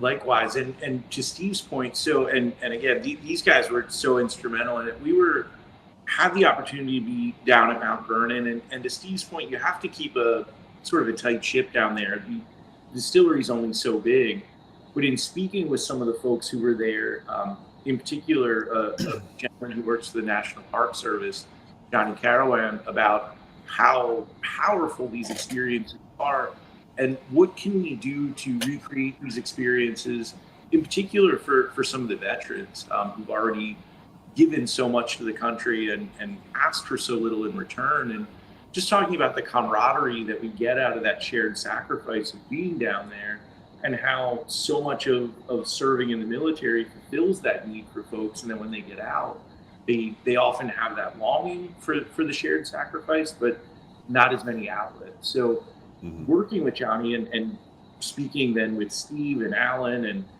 folks who dedicated so much time and energy, but over a 6-month period from conceptualizing the idea, we were able to get veterans from across the country. I believe it was a group of about 25 veterans and 20 presenters that came through. And over the course of a weekend, we were able to help tell folks about the history, the current state of production with whiskey, and also give them some ideas on what they might be able to do in terms of getting into the industry or working with the history of the industry. During that time, we produced 3 barrels, and those 3 barrels over time The first one being in the next 2 years will be bottled and then auctioned off with all the proceeds going to benefit veterans groups, helping to fund some of the more necessary either moving expenses or relocating or funeral or whatever they need to be able to keep doing what they're doing. But for us to be able to use the past to help educate folks and then also raise money for the future was really something that almost seemed like it might be too good to be true, but we felt like we were onto something good when everybody we spoke to was like, oh yeah, no, I'm in. When? Where do you need me? What's the so often folks are so generous with their time and resources, but this was really an extra quick response on so much of it. So again, we were so blessed to have folks like Alan, Steve, Aiden, Laura, Ken Schreiner. Sorry, that's Laura Fields, Ken Schreiner. Man, there were so many. Marshall Sheets, my dad Jim Wolfe. Man, there were so many folks there who came out. Museum of the American Revolution got involved. We had so many people, and again, I think the hardest part for me over the weekend was just I've already got a man bun, so people don't think I'm very tough to begin with. So I didn't want to give these veterans, I didn't want to confirm their suspicions by sobbing like a baby as they're talking about their commitment to the country and the things that they've given, and just where for me, someone who was never brave enough to serve, to be able to give back in that way and to be able to in some way help folks that truly are braver than I'll ever be was really just an honor. So hopefully we'll be able to continue doing that on an annual basis, laying down more whiskey to be able to auction off and raise more funds. But I don't know about you guys, but just again, hearing some of their stories and just being able to all be together was just so great. It also, Steve, gave me even more appreciation for everything you do, where trying to host everybody, do your job, and trying to hang out for snippets. And then you're like, oh man, but I have 50 other things I got to be doing at this point. So it was, again, just so thankful that so many people who are so busy were willing to take so much time out of their schedule to come help. Yeah, it was fantastic. I think It was. the veterans that I spoke to, and I think new friendships that were made, and I think it's going to continue. I know there was an impact made that was very positive, but like everything, if you've had loss in your life, everybody goes home and something happens, and there you are. And I think we need to continue it for that very reason, for them, and maybe expand it, because there's a lot of men and women out there that have served. But it was one of some of the best times I've had in a long time, being away from home for a few days and being with you guys and them.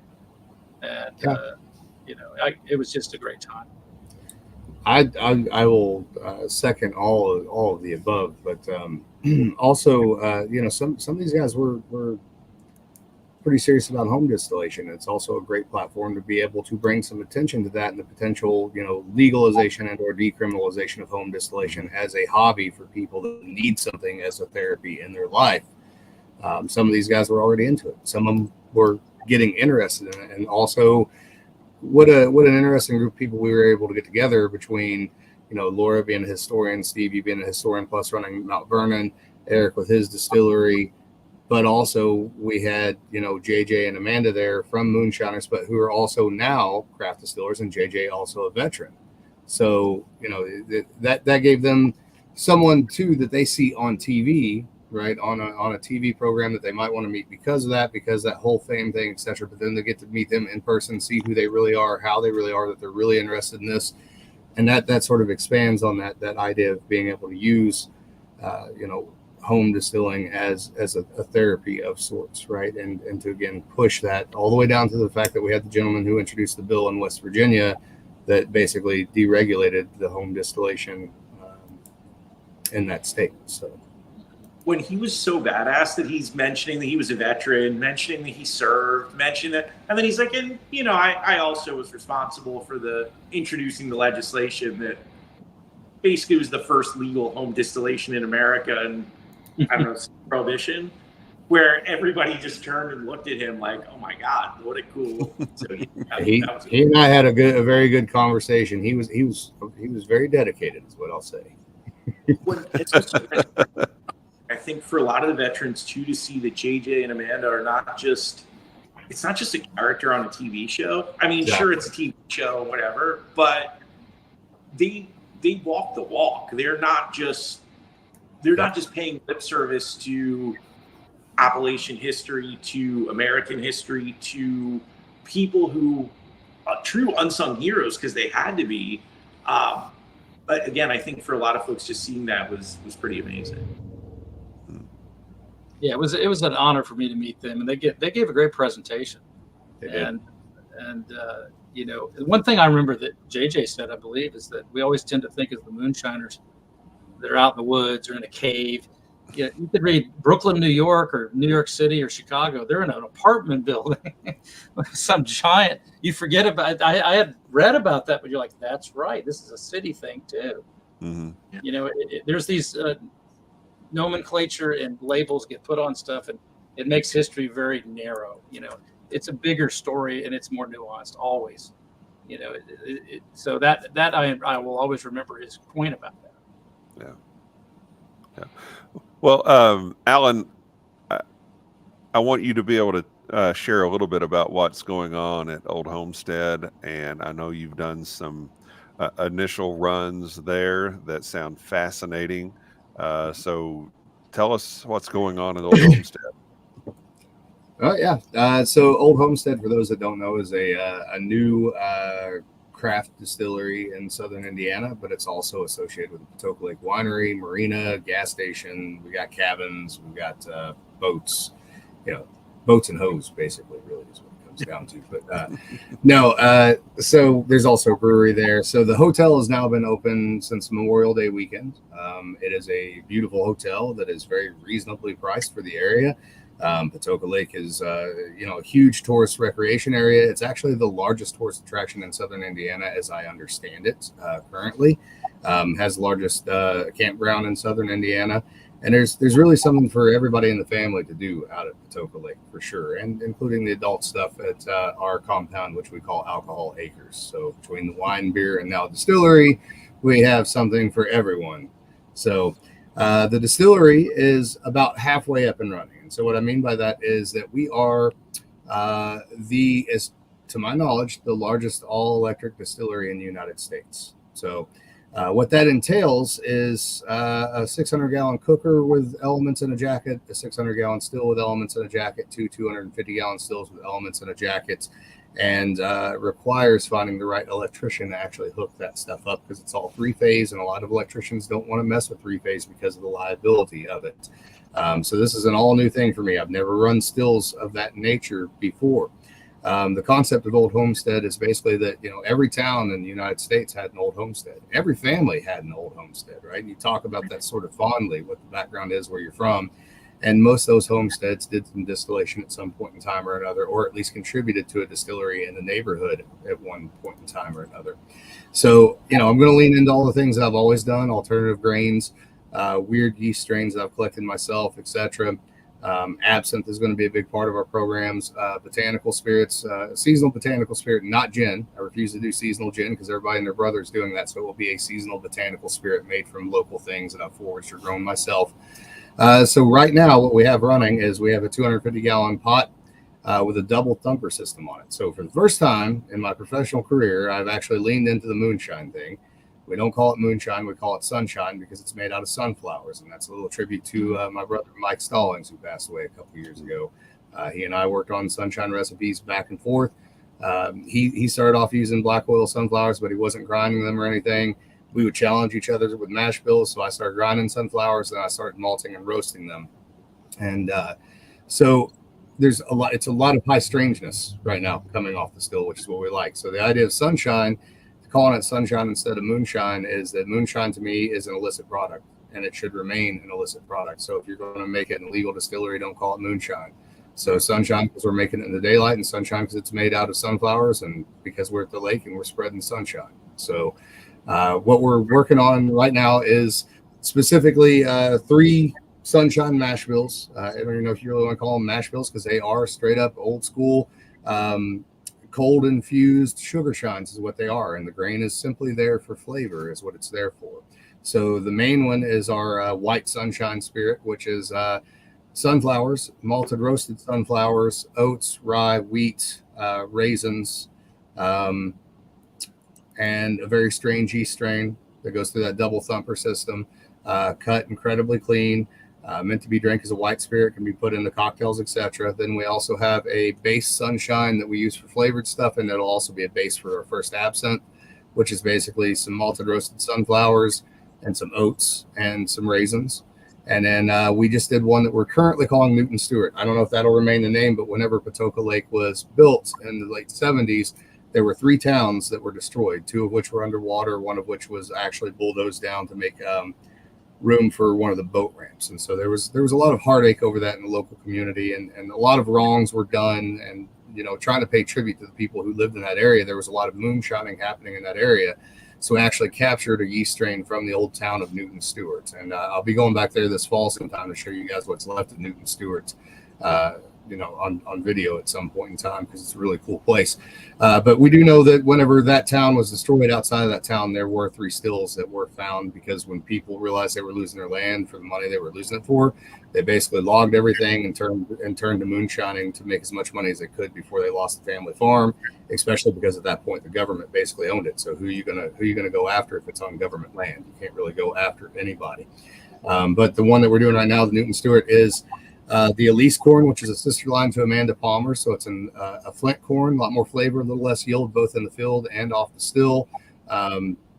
Really, really intense anthocyanins, and I'm lacking the word right now, but the orange coloration as well.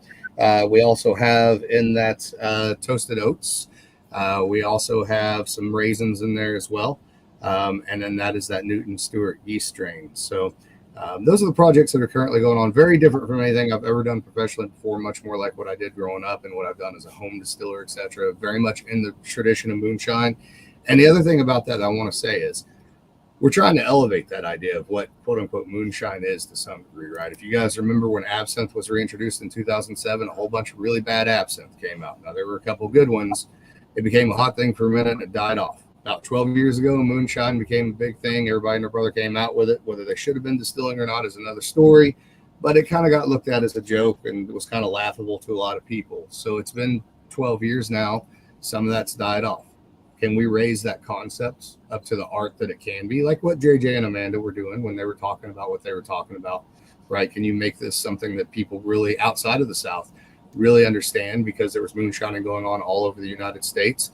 And I think the way that we do that is what we're currently doing is, yeah, it is a sugar shine, but we are highly modifying the vast majority of our grains. I am malting sunflowers every day. I'm roasting sunflowers every day. I'm toasting oats every single day. All the grains are coming from here in the state of Indiana. The corn I bred myself. The yeast we're capturing ourselves. You know, the distillation equipment, the 2 thumpers. I literally traded a 50-gallon still that I had for years for the 82-gallon thumper, and then the 40-gallon thumper is one of my old moonshine stills. It's still got the scorch marks on it, right? It's as real as it can be, and we're mashing all this in 53-gallon and 60-gallon barrels, using wooden mash paddles and doing it the old way. And the plan is that in the next couple months here, the other stills in the cooker will be hooked up. We do have already, 2 bourbon / American whiskey mash bills. We have a rye whiskey mash bill, and we have a single malt mash bill. A single malt's really interesting because we use Sugar Creek malt in that as well. They have one the same house in the United States, and that is actually smoked with beech and alder wood. So it's an entirely different ordeal from any other single malt out there on the market. We plan to be open the end of July. We'll see. We'll have the 2 moonshines I mentioned, the Newton Stewart plus the Sunshine, and then we'll have a bunch of flavored moonshines that we're making with that base. Those flavors are very much, again, so I painted myself in the corner in the past, guys, working at Copper and Kings. There were rules that weren't mine. Working at Spirits of French Lick, I had a bunch of rules that I made because I was trying to make a name for myself and for that company. There's no rules here except for one. So the flavored moonshines, if it's not a flavor that you could have found in an 1890s apothecary, we're not making it. But if you could walk into an 1890s apothecary and they had that flavor of hard candy, we'll have that flavor of moonshine. There'll be sunshine. Sorry. there'll be something for everybody when they come there. We'll also be making some agave spirits, but we're not going to be, saying this is our version of tequila or mezcal. This is very much a tribute to tequila and mezcal, and those spirits will include some applewood smoked rye whiskey or rye malts as well. So,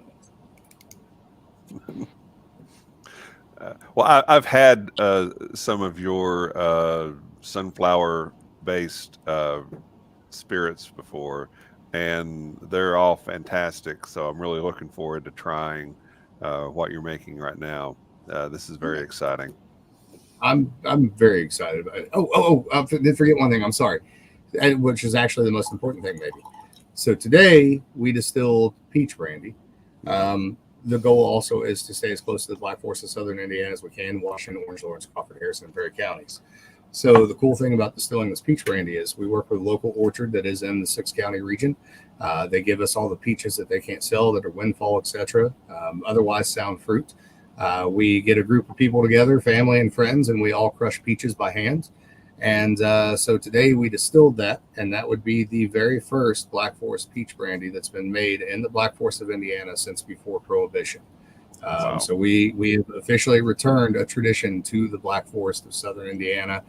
We're also currently every day gathering apples from the same orchards that I gathered apples from to make illicit apple brandy. So we will be making Black Forest apple brandy from Black Forest apples. That's awesome. Cool. Yeah, I love it. It's all. I work with great people. It's a great team of people, for sure. Well, Yeah. from one of your videos, just don't let your father unload the corn. Right. He's having a rough go of it right now. He's actually he's going to have hip replacement surgery here in about 6 to 8 weeks. So I like to give him shit sometimes. Well, I look forward to meeting. I do look forward to meeting him one day. Yeah. Oh, yeah.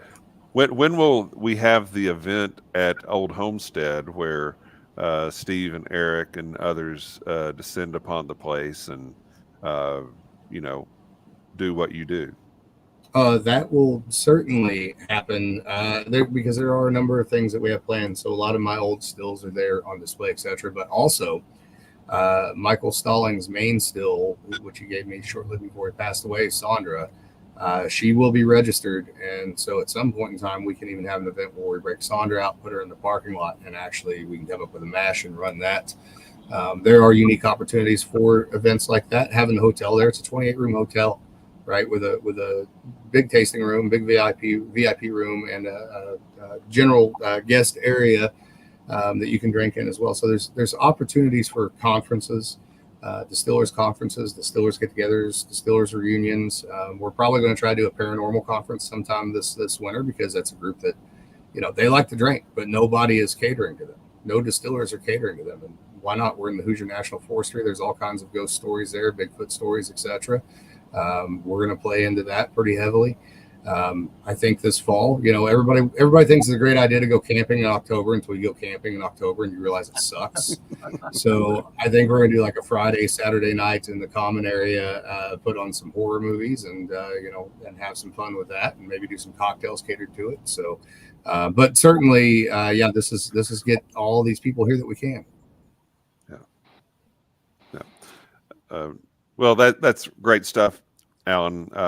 Very happy for you, proud of you for what you're doing there. I know it's been a long time coming, and it's the start of the realization of a dream. So congratulations. Thank you. Appreciate that. Yeah. So let's kind of, we're right at 2 hours in, so let's kind of start bringing this thing in for a landing. So Steve, I want to start with you. And so tell everybody where they can find you and follow what's going on at Mount Vernon. Yeah, you can reach out to me on Facebook or Instagram. At Instagram, it's Bashore 64. And Mount Vernon's open 365, 7 days a week. The distillery and grist mill are open weekends for tours, April through October. Right now with the mansion, there's not going to be as much accessibility to it because they're doing a major stabilization project of the house. And keep in mind that house, its center part's from 1730s. So, but there's some major work that's just necessary. So we're going to have a lot of other outside activities going on throughout the year and into next year as that work is done. They're also doing a major redo of the education center. That was put in 2006. So like any museum, you have to change and upgrade exhibits. So, but there's still so much to do at Mount Vernon. So if you're in the East Coast area, come visit us. And that's right now where you can get the whiskey too, is only at Mount Vernon. Mm-hmm. We are looking to maybe do some distribution next year to a few other states. So stay tuned on that. As I try to tell the powers that be, if we distributed to 50 states, we'd beat out a whiskey pretty darn quick. Yeah. So we want people to, the whole purpose of the distillery too is to get people to visit Mount Vernon. So that's always the home place to come see it. And stay tuned on some releases. As I mentioned, the Madeira finished dry, and hopefully one or two other things that are in the works that are coming along nicely. So yeah, it's going to be a good year, I think. Yeah. Well, whatever you have going on, we'll certainly be reposting that and sharing that on our Bar Cart Co-op Facebook page, and I'll do the same on Bourbon Turntable. And as you get closer to some of those releases, or maybe some things gearing up in the fall, I'll get you on Bourbon Turntable. We'll talk about all that again. So that'd be great. That'd be wonderful. Fascinating stuff that you've got going on. You are a very good father of our whiskey.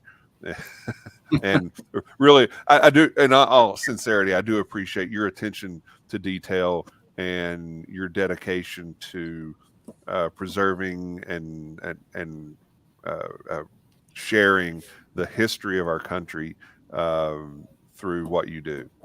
It's a really great work. Thank you, sir. Appreciate that. Yeah. And Erik, tell everybody where they can find you. Sure. So we are we're online at stollandwolfe.com. Steve, STOLLAND, Wolfe, WOLFE, whiskey, WHISKEY. Sorry. After, man, it's been so hot here on the coast. We've got a climate influenced production area, not climate controlled. So, worse for the wear from all that heat. But again, pleasure to be able to speak with you guys and to be on the show. Thank you so much for the opportunity. Yeah. And so the products that we've tried here tonight, what's the time frame for that being something that's offered to the public, and how will that be presented? Sure. So, Alan, I'll let you take. I know we've discussed many different iterations of that, but I think probably a little bit of unaged through the tasting room for some of the diehards that will really appreciate the opportunity to try that. And then I think also working with a newer product, it's one of those things where it almost sounds like a smug answer that it'll be released when it's ready, but it's so hard to sort of know until it is.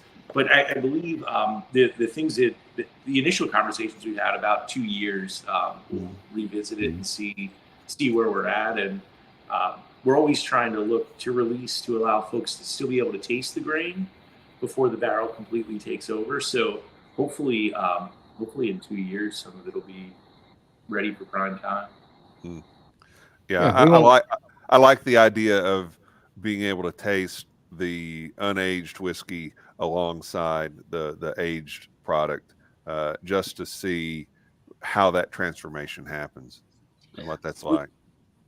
It's so crucial to be able to appreciate that barrel contribution over time, for sure. Yeah. And Alan, tell us about how everybody can find you and Old Homestead. So you can find Old Homestead at oldhomesteaddc.com. I believe that's yeah. So you got it right there. Anyways, you can also find me at the alchemistcabinet.com, all over social media, Distiller's Talk on Spotify. If you have ghosts, you have everything wherever you get your podcast. And then the two books, The Alchemist Cabinet Volume 1 and The Black Forest Method, are both still available.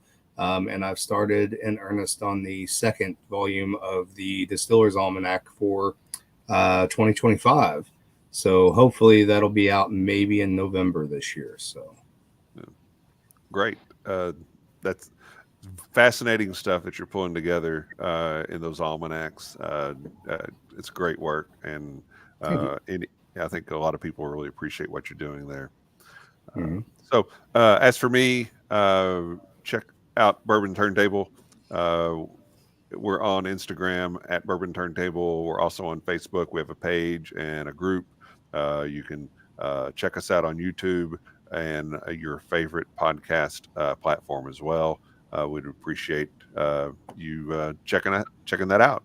And quite frankly, all three of you have been on Bourbon Turntable at some point, and I do appreciate that as well. So we have quality people on our show.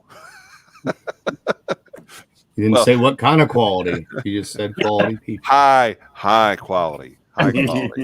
Yes. All right. Gentlemen, thank you all so very much. It was a lot of fun to hear you reminisce about your stories, but make it in a way that is that everybody listening in can relate, and sharing some fantastic whiskeys. Quite honestly, these are some of the best unaged whiskeys that I've ever had, and I've tried quite a few, but these are fantastic. Just really good job, guys. Congratulations on all the things that you're doing.